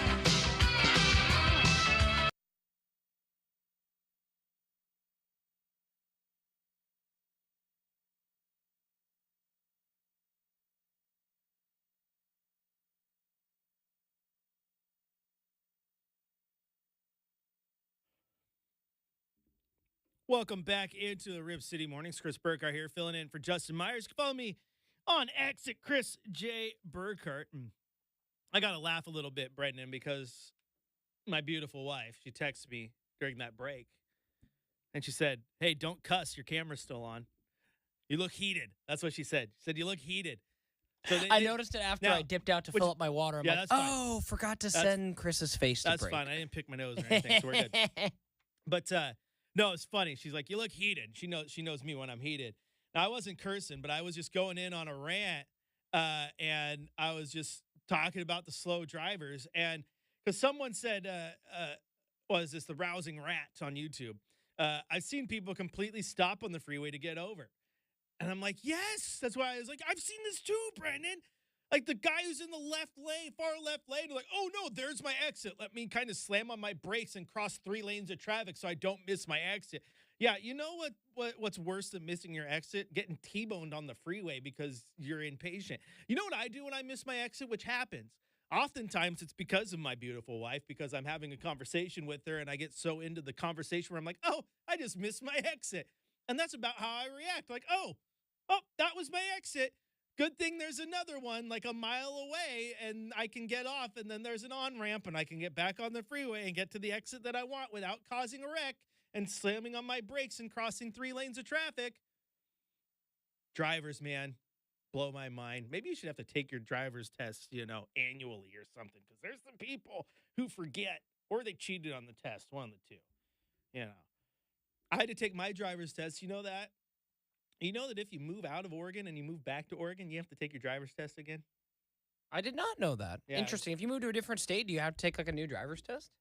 Oh, gosh. When I went to Washington, I don't think I had to take the test in Washington. Huh. I think it applied. I can't remember because it was, I moved to Washington. That was like 2015, 2014. It was 2014. Interesting. Anyway, I can't remember if I had to take the test or not. But I do know when I came back, you had to take the Oregon test. I don't think I did in Washington, honestly. I think just having my license worked. You didn't have to take the driving part. You had to take the written test, though, which was crazy because you had to take the written test, but we moved back to Oregon in 2020, and you had to take the written test, but it was COVID, so all the DMVs were closed. You had to make an appointment, and the only place that we could get an appointment within the next 2 months was in McMinnville.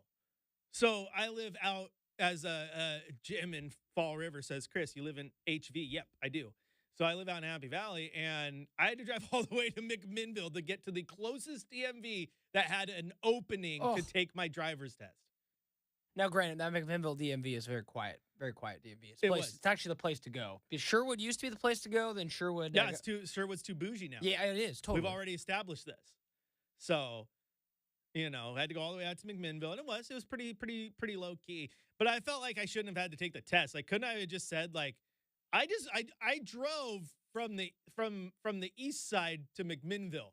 Like, can that count as my driver's test? Like, I made it and I didn't get pulled over. Jim says retaking the driver test every year will not fix stupid. Yeah, I mean, not wrong. Not wrong, but it could eliminate people on the road. Maybe they'd be like, "I don't want to take that driver's test," and I don't know. It wouldn't eliminate anything. I just feel like there's a lot of people on the roads here in Oregon, Chris, where it's like, I don't know, maybe it's just the way that I am. I always feel like I'm go go go. So like in the morning when I go to work, I don't hit any traffic coming into work. And so it's like even hitting a red light at 4:30 in the morning, 5 o'clock in the morning, it's like, okay, this is frustrating because there shouldn't be red lights to be hit. Yes. But like when I come home, I hit a little bit more traffic, and I'm like, I just got done with my workday, or half my workday, at the very least that it is. I don't want to be sitting behind you going 35 and a 45. Yes. Like, that's going to draw my ire early in the morning. And, man, it's just like, no, I don't know. I've been to states, Chris, where people are not scared. Like, don't get me wrong, I'm smart. You got to know how to avoid the cambered intersections and all that stuff. But, like, this is the one state where nobody's risque enough to go faster than the speed limit, except on the freeways. It's like when I drove through California for the first time. I'm like, there's no such thing as a speeding ticket in California. You might get It pulled doesn't over. exist. Yeah, you might get pulled over for reckless driving, Yes. but Yes. I was doing 90 miles an hour to do the flow of traffic. Like, Yeah, and like again, family members from California. I'm like, you ever got a speeding ticket? They're like, what's that? yeah, Maybe running a stop sign, but yeah. no. I just like when you take I-5 to Washington, and it's just like a crawl all the way up, and then you get to the bridge, and it's a crawl, and then the minute you hit the Washington side, it's like, and you're like smooth sailing all the way the rest of the way. Of course, till you hit, Tacoma, which that's because Tacoma has been doing construction on that part of the freeway since like 1972 or something like that. Like as long as I've been alive and I make a drive to Seattle, I hit construction in Tacoma. It's really weird. So, but yeah, traffic, man, it's wild. It's wild around this place. I'm with you. I don't know. Just drive, guys. Just drive and drive safely. You don't have to take your test all the time because, like I said, it won't fix anything. All right, going to take a quick break here. When we come back, plenty of more sports to talk about. We said we're going to talk about the Blazers here. We got into traffic talk. Guess we'll talk Blazers in the next hour. Chris Burkhardt here with Brenden Slaughter on your home of the Blazers, Rip City Radio 620.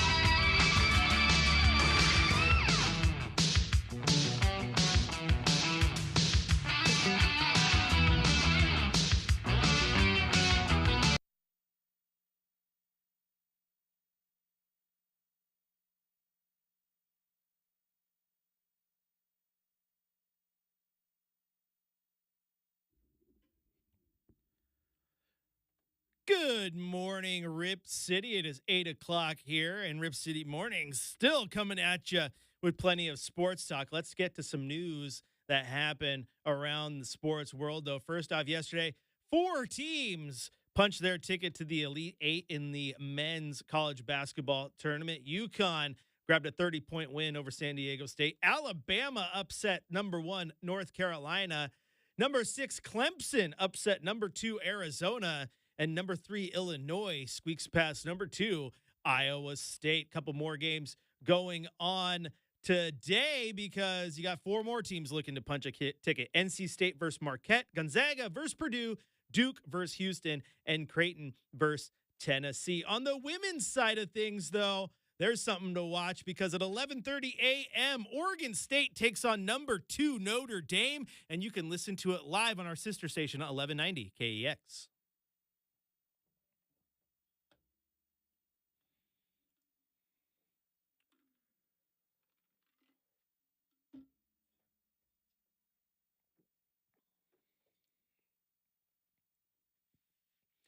Well, hello there, Rip City. It is 8 o'clock. Hour number 3 of Rip City Mornings starts right now, and we still got plenty of sports to talk about. If you want to join the conversation, head on over to youtube.com, type in Rip City Radio. You can join the chat right there. 503-248-0620 is also your telephone number. Brenden is afraid of telephone calls, though, so you're going to have to get his personal number and text him. And of course, you can follow us on Twitter. You can follow me at Chris J. Burkhardt, and you can follow Brenden at B_slot. Now, the YouTube chat is asking if I'm drinking a pre-workout, and the answer to that is yes. However, there's no workout to follow. I just need the caffeine boost to get through the day. That's what happens when you're not normally a morning person. The bad part, Brenden, about covering the Blazers as often as I do is that you just get into Blazer mode. And so my internal clock just has a hard time falling asleep like before midnight. So, I mean, yesterday I hit a wall, which I had not hit a wall in a long time. So like my wife's like, "What's wrong?" I'm like, "Nothing's wrong. I'm good." She's like, "No, something's wrong." I'm like, "Yeah, I need to go take a nap." Like I hit a wall. So I did take a nap in the middle of the day, but then last night, like I didn't fall asleep till like midnight. Then I had to wake up at 4 o'clock to get here. So this morning stuff, you guys are crazy. You guys are crazy. Of course, you don't have kids, so you probably easily just you're like 9:30. Yeah, I think I'm gonna Try lay like on 8, down. buddy. 8 o'clock. Oh, Brendan's still young. He needs all those hours. Yeah, like I've learned that it's like Chad Dewing has said many times. You don't have a social life if you work morning radio. So I can't sum it up better than he. It definitely is an adjustment, but hey man, I enjoy getting to spend time with you and the listening thank you. audience here each day of the week. Well, there you go. You know, and I don't mind it either. I have mainly because I have children, and again, my wife can attest to this. But I can operate on unlimited hours of sleep, as can my wife. So, and I always thought like, oh yeah, I can. I'm used to the Blazer schedule. I know how to operate on no sleep. And then you have kids, and you're like, yeah, what is sleep? Is that allowed? She. That's why my wife texts me. I have kids and I get up that early. You do. You're amazing. No one has ever questioned that. I get tired. I'm an old man. Old men need their sleep, Brenden. You'll learn. Hey, I mean, it's true, man. And like I said, if the rules were reversed and I had little ones, I think I probably would adjust my schedule accordingly. Yes. And find something that complemented the missus' schedule, because that's all it's about, man. Especially when you're, because if you're this time, Chris, you're 6 to 9 a.m. You're not handling school drop-offs or getting ready for school. Like that is in your significant other's hands. So you know what I mean? Like I think that'd be a tough sell for me right out the gate. Yeah, and bless my wife's heart too, because my wife just started a new job a few weeks ago, and she's getting up at this hour. So she's getting up at 4 o'clock, and she goes to the gym to try to get personal training going, and then she takes care of getting the kids to school because I got to get to the OSAA office. So what happens is she'll get off work, do her short shift, and I'll have the kids ready, right? And then she'll swoop up, she'll grab the kids, take them to school while I head off to work. And she just laughs at me because dads are a different breed. So like one day last week, Brendan, I was so good because my girls do a hybrid system. So they go into school 3 days a week, and then 2 days a week they do Zoom and get to do it from home. And so I got them all ready. I was like so proud of myself. I'm like, hair's brushed, they're clothed, they had baths, they smell good. Dad won the day. And then my wife walks Nice. in the door, and I'm like, like you gotta hurry up. Class starts in like a half hour, and she's like, it's an in-person day, babe. I'm like, oh, so I did real good. Got them all ready. Messed up. And then the next day was an in-person day, and my wife laughs at me because she gets home. And the girls had thrown me the curveball. They were a little bit harder that morning. Okay, girls, you gotta take a bath. I don't want to take a shower. Ah! My wife walks in and she's like, is their hair done? No. How come they don't have their shoes on? I'm just trying to get them fed, babe. She's like, okay, well, all right, girls. Well, we got to go to school. Today's an in-person day. Dad got them ready on the non-in-person day. I'm like, I'm adjusting. Okay. She's the unsung hero of the household, Brendan. Hey, I think most moms are, man. The glue that keeps us together. My wife, she always gets on her. She's like, what would you do without me? I'm like, I would be a wreck. Perish. Yeah. I would be a wreck. Like, I would have top ramen for breakfast, lunch, and dinner, and I wouldn't know what to do with myself. I would be a wreck. See? I don't always throw her under the bus. She says all I ever do is throw her under the bus on radio. No. Love that lady. All right, Brendan, let's talk a little basketball, shall we? The Blazers tonight, they get to take on the Miami Heat. And this is a game that's really, really interesting because Miami is not as good as they were last year. They've had their struggles this year.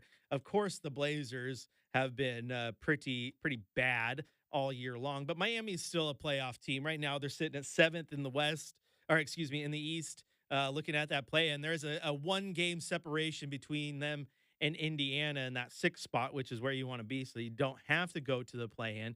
But the reason this is such an important game for Blazer fans, and I really shouldn't even have to explain it to you, is just the fact that Miami fan became Blazer enemy number 1 over the offseason, because Miami fan seems to think it's Blazer fans' fault that the Blazers didn't trade Dame to Miami. All right.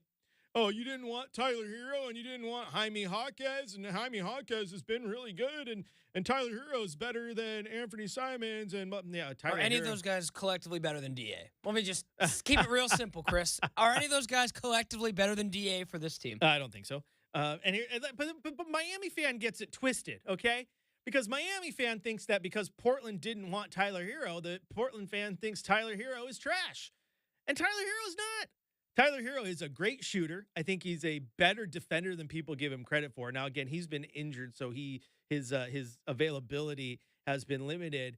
But the reason, and again, Miami fan, this is not a knock on Tyler Hero, but the reason you weren't going to trade Dame for Tyler Hero is you had no need for Tyler Hero.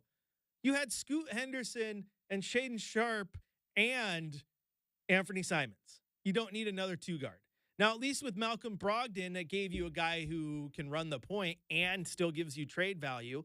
And Tyler Hero's trade value is extremely limited. And again, that's not an anti-Tyler Hero thing. I think Anthony Simons' trade value is extremely limited because we've seen that the value overall for a high volume shooting guard is not as high as a guard who plays on both ends of the floor and does so well.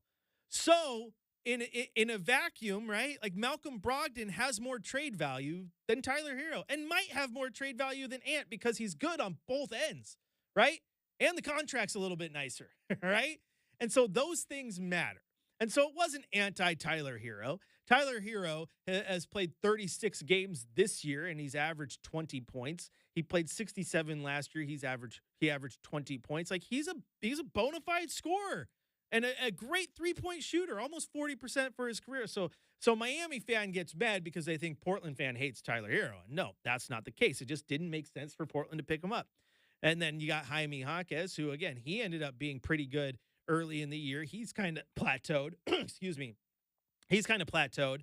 But overall, like again, he wasn't moving the needle in a Dame trade. Now, DeAndre Ayton, Malcolm Brogdon, Robert Williams, that kind of was. And if Robert Williams is healthy next year, I think he's a Blazer, and that drastically improves your depth. I still think Malcolm Brogdon is likely gone, but there's going to be value in that trade. But the trade package for Miami just wasn't it. It just wasn't it. Okay, and that was not the Blazer fans' fault. And people hate Miami fan hates Joe Cronin because of it. But I do think they ended up making the right move, and they made a great move for Dame because I think he fits in with Milwaukee better than he would have fit in with Miami at that moment. But it's a good move all the way around. I think Portland made the right move. They didn't cower to the pressure of I want to play in Miami and you have to make that deal. But again, Miami fan had just unloaded on Blazer fan all summer long as if it was Blazer fans' fault, right?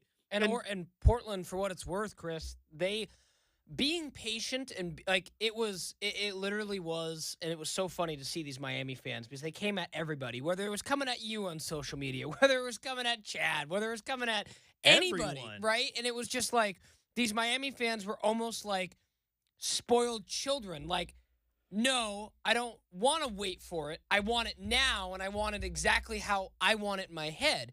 And that's because, Dame, for what it's worth, did kind of say he only wanted to go to Miami. But then when Joe Cronin's like, nah, like, we're going to get the best deal for this franchise.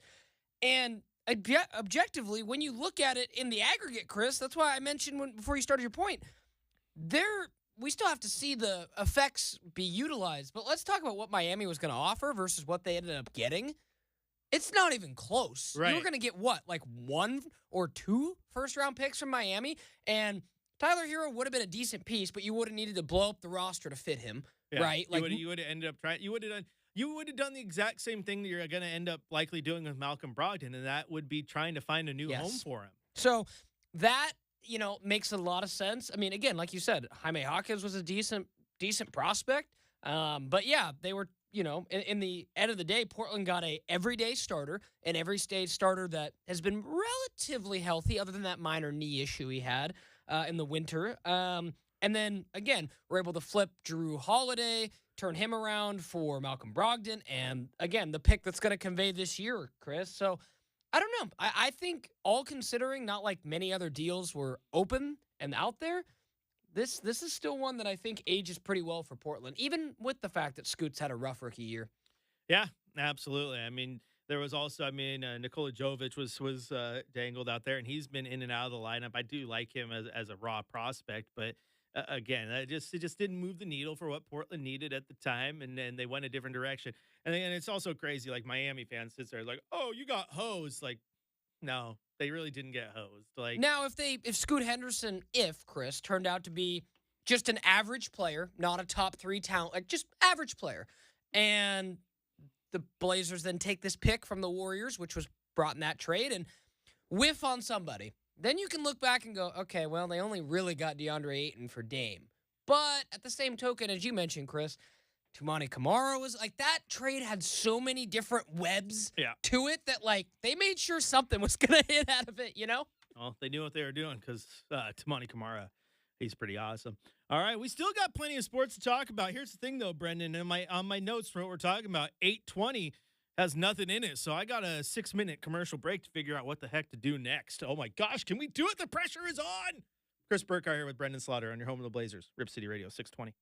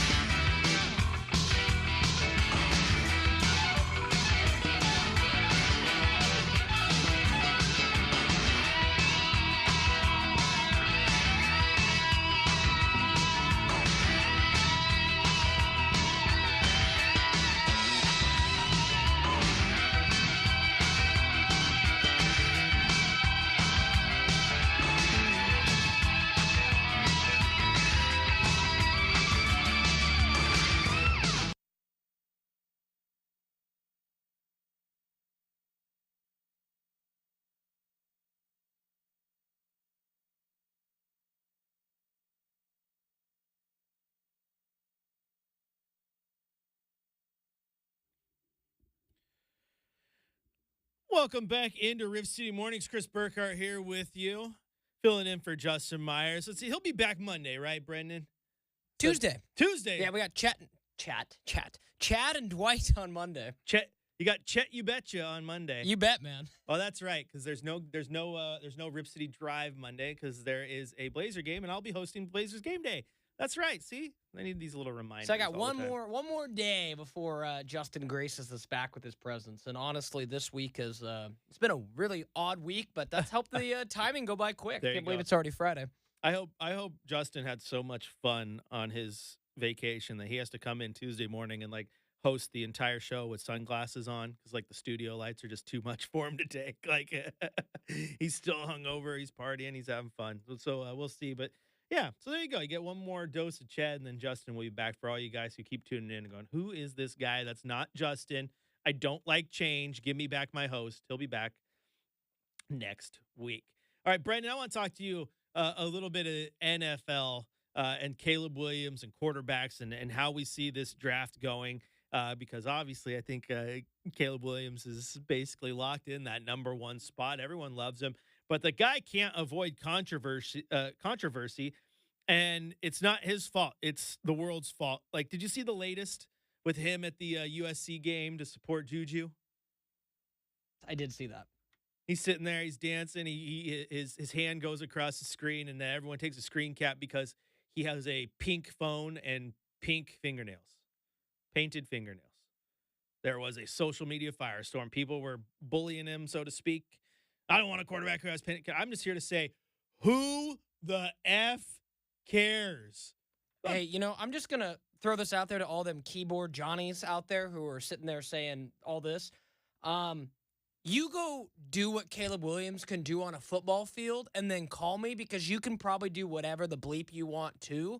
So it's like, yeah, I'm sorry. Maybe this is something where it's like if he was just an average dude, I'd be like, okay, kind of a quirky college quarterback, kind of weird, but it's like he's got a Heisman, man. He can kind of do whatever he wants within reason. You know what I mean? You know what I'm getting at. Like, not saying be Johnny Manziel with all them antics, but like, yeah, you can have a little bit of swagger and a little like contrarianness just to like, a zig when everyone else is zagging kind of a thing. And that seems to be what Caleb does. Like, who cares if he paints his nails? Doesn't mean he's not really good at throwing a football. I'll tell you this much, man. There's not enough people.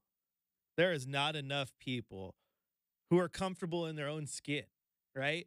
Because there's so many people who want to do whatever random Joe Schmo is going to think is cool, right? So that one random stranger that they see doesn't talk bad about him. Caleb Williams seems like a guy who doesn't care. He's just comfortable being himself. And that's great. And why wouldn't you be? Being yourself has got you a Heisman. Right, but you brought up Manziel. Like how many times have we seen a quarterback failed to get out of their own way, right? Whether it be off the field issues or drug issues or money issue or whatever, failed to get out of their own way. And we're mad because Caleb Williams painted his nails pink. Now, did you see the video he released? Because they were picking on him for having pink lips, too.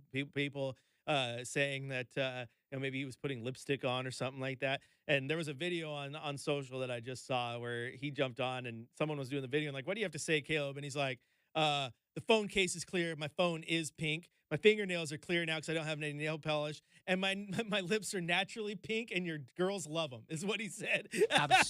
Absolutely. That's probably what I would say, too. Be like, yeah, watch your girlfriend. She's probably going to be thinking about me. Right. But so it just annoys me, man.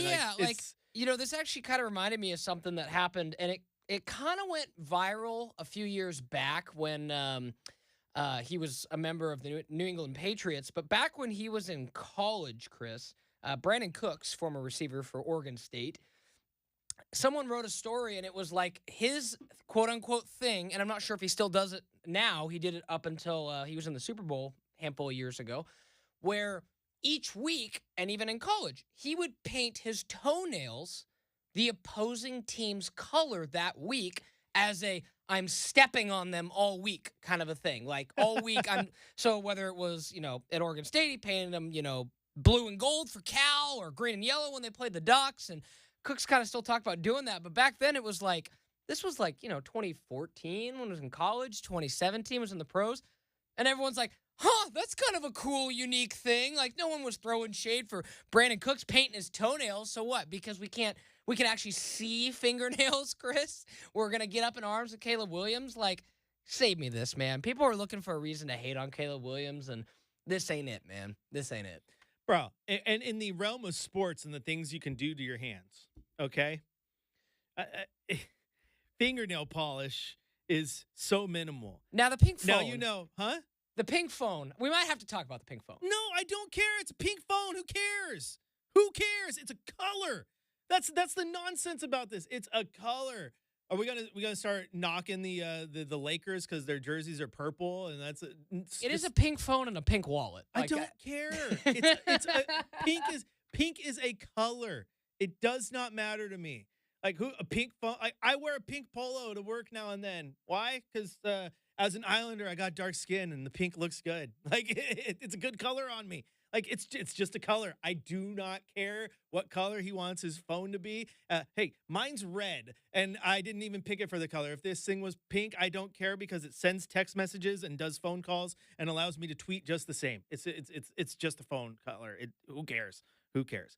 But it's interesting because you're worried about him having pink fingernail polish. Do you know that there is a old ritual in baseball? You know what baseball players are known for doing to their hands, Brenden? Pine tar and stuff? No. Peeing on them.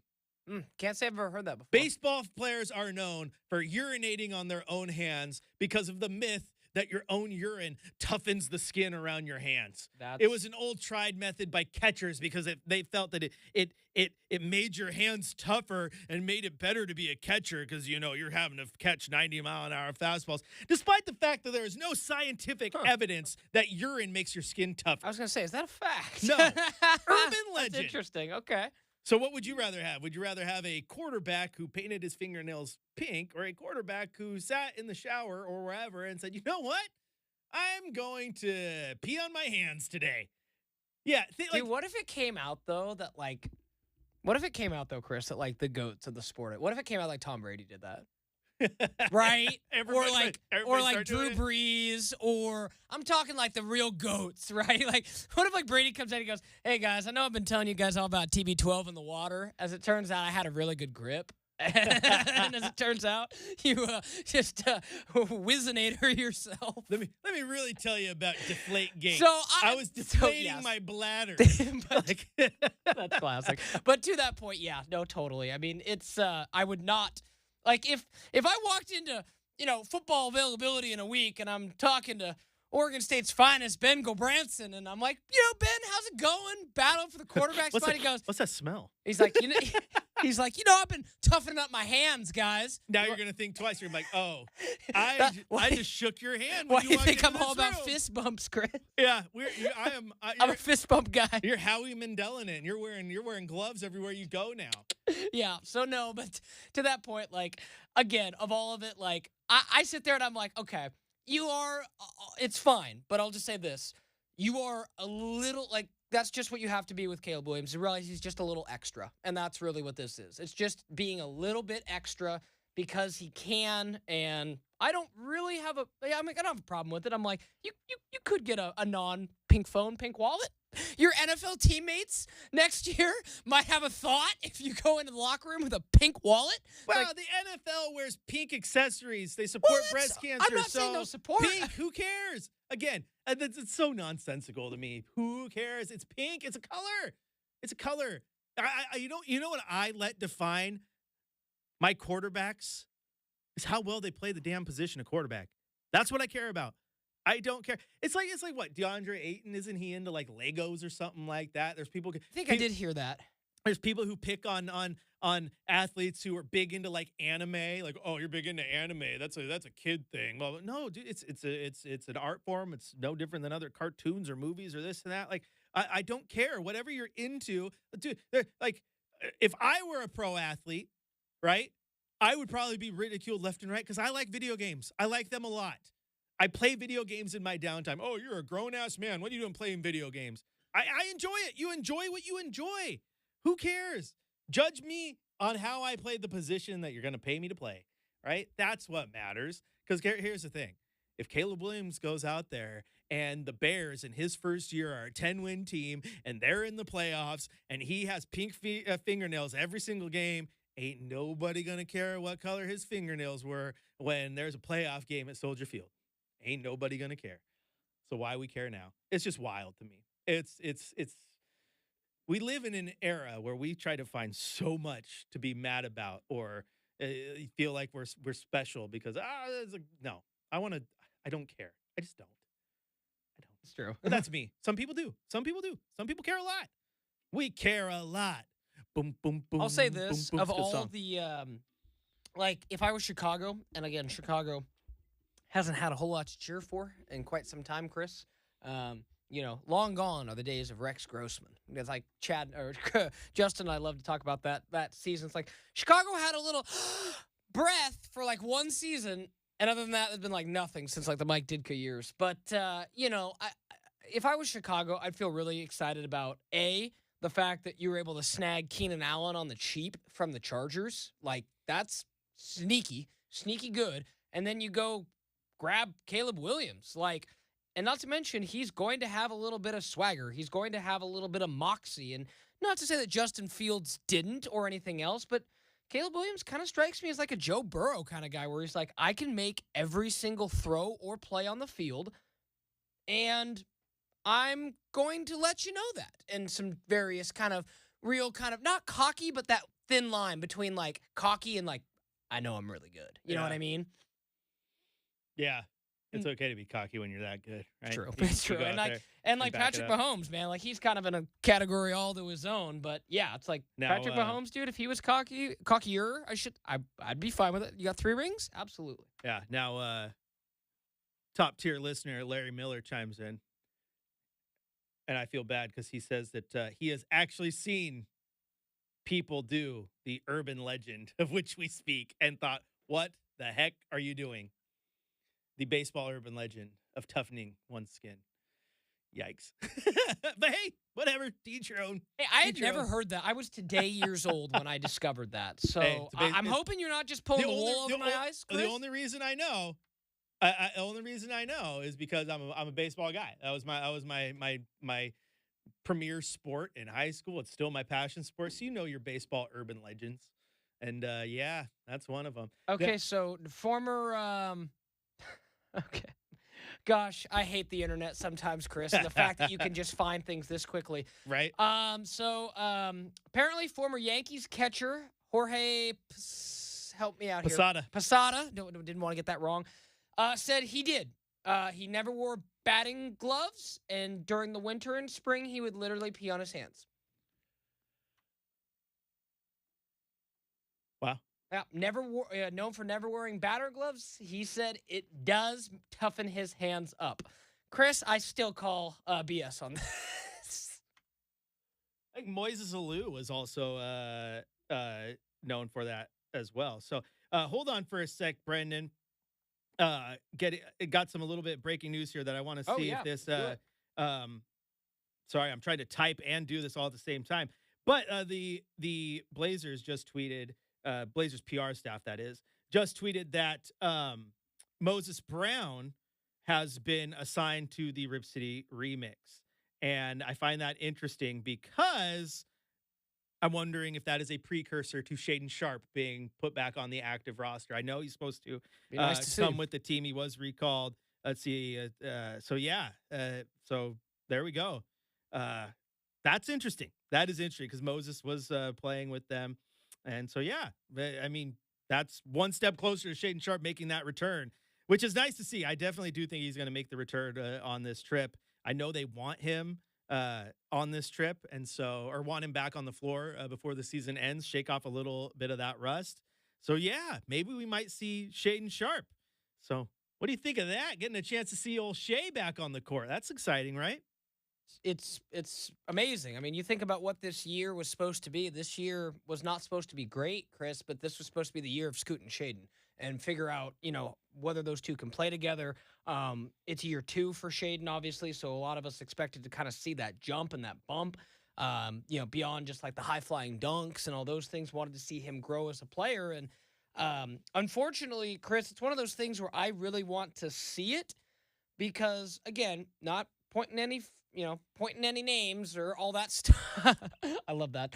Point names and name faces. There you go. But the reality of it is, Chris, the last couple players to have this core abdominal surgery here in Portland have had some issues getting back onto the floor afterwards. And, the same thing for Shaden, the core. So clear the core is a very important part of an NBA basketball player. But, we obviously remember the core injury with Gary and how much of a song and dance and soliloquy that turned out to be. The core injury with Dame early on. And, then I remember when Justin Can't and I trust those Beavers. when Justin and I first talked about this when Shaden went out, it was like, and I believe it was Sean Hyken who we actually had on the show, and he was like, well, the Blazers medical staff maybe started to figure out that maybe you don't want to just sit on that injury or after the surgery. You kind of want to get it moving and get it kind of back into playing sooner than later rather than be like, hey, you're done for 9 months kind of a thing. So that's where, ever since Sean mentioned that, I've always wanted to see Shaden get on the floor this year. And kudos to Sean, who mentioned, hey, regardless of win or loss, Shaden's probably going to get back in the games this year. And that was about a month and a half ago, and it's looking like it. So credit to him for sure. But yeah, no, I love Shaden. I want to see him play more, and I've missed him these last, 2 months? Absolutely. Hey, shout out to my 8-year-old. My wife just texted me and said that Peyton basically said that Brenden has a hot take. It's just a color. What if a boy just really likes the color pink? It's a color and doesn't matter if a boy wants a pink phone. So shout out to my 8-year-old. She's on Team Dad. It's not even so much about gender colors or anything. It really isn't. Real men wear pink. Haven't you seen that before? Yeah, but here's the deal. If you don't like pink, okay, that's the cool part about you not being on Caleb Williams' phone plan, Brenden. You can go to Verizon or T-Mobile or wherever you go, and you can get whatever phone color you want. I went. Yeah, I have blue, I liked Chris. red. I liked the color. Well, see, this is what they had available. So I got red. Yeah, this is what they had available. What if he really needed a phone? He walked into Verizon. Pink was all they had. He just really needed a phone because you got to be connected. Was that before? What if an agent's trying to call you? Was that before or after he signed his Wendy's commercials? I don't know. I have a hard time believing he just needed a phone, Chris. I'm just saying. It's just, I think he picked. It's just. But yeah, no, I hear. As I said, it is. It's like everyone just said. It's like my hair. Okay. Do you know the amount of time that people have commented on the fifth quarter about this man bun? It's a great man bun. Like, might be working my way towards one myself. Cut your hair or do that. I don't care. If you don't like man buns, that's great. You don't have to have one. I like my hair. I'm gonna do it. It's like tattoos. Oh, you know what that's going to look like when you're older? I don't care. Good thing it's not on your arm. Yeah. It's on mine. That's true. That's a great. Like, those people who are so nosy about tattoos. Do you know what that's? It's totally. Chris, you just hit maybe one of the biggest nails ever. Just like, do you know what that's going to look like when you're 70? Well, is it your leg? If I'm alive when I'm 70, I don't care what it looks like. I'm stoked. Exactly. I'm stoked. Like, come on. Like, it does not matter. It doesn't matter. I tell you, I used to be. Maybe this is just age, because I used to be that guy. Yeah. Why would you do that, dude? I picked on my brother all the time for the things he was into. Why are you into that? Why do you do that? And now I'm like, I don't care. You're not me. You don't have to like the same things as me. You don't have to do me. Do you? Anyway, Caleb Williams. He's going to go number 1 overall. I wanted to get into quarterback talk, but we don't have time for that. That's for another day. But my hot take: Drake May, meh. JJ McCarthy, meh. Jaden Daniels, meh. I don't think this quarterback class is nearly as strong as we're making it out to be. Yes. Where are you at on Bo and Penix then? Bo and Penix, I think Penix is the better quarterback right now. I think Bo Nix has a higher ceiling. I think I'm not wasting a first-round pick on either one of them. Real interesting. Yes. Yeah, maybe it's a conversation for a different time. Absolutely. That's me. That's me right now. I think Drake May and McCarthy are NFL ready right now. I just don't know how high their ceilings are. Drake May is Mitch Trubisky 2.0. You heard it here first. Yeah. Well, Mitch Trubisky was NFL ready. He played in games, so technically he was ready. But I just don't I just don't know about this draft. Penix has to learn to throw more than the fade. That's all he threw at Washington, and it worked really. You laugh because you know I'm right. That's all he threw. That's all he threw. That's all. Why did he have a bad game in the championship? Because that's all he threw, and they defended it. They did. And you know who's going to defend the fade? NFL quarterbacks. They're going to defend that really, really well. Hey, Chris Burkhardt here with Brenden Slaughter. We're going to take a quick break. When we return, it's time for Brenden to open up the mailbag. Ask me anything about anything right here on Rip City Radio 620.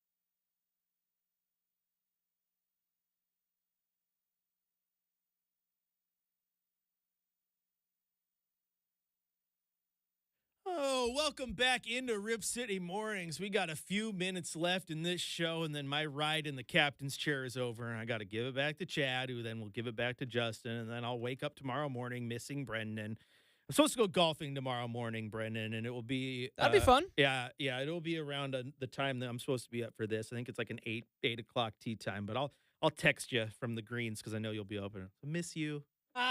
Yeah, we'll see if I'm up at 8 o'clock on a Saturday tomorrow. Like I said, I usually try to catch up on sleep and sleep in if possible on Saturdays and Sundays. What is sleep? But yeah, like we said earlier, hey, different. I got a little bit more ability to sleep not having any little ones.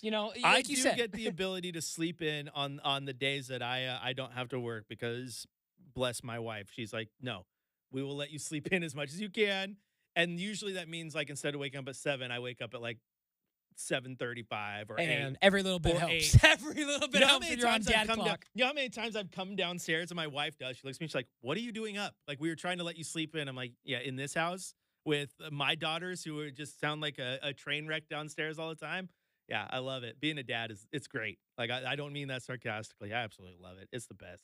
All right, Brenden, do your job, my man. Open up the mailbag.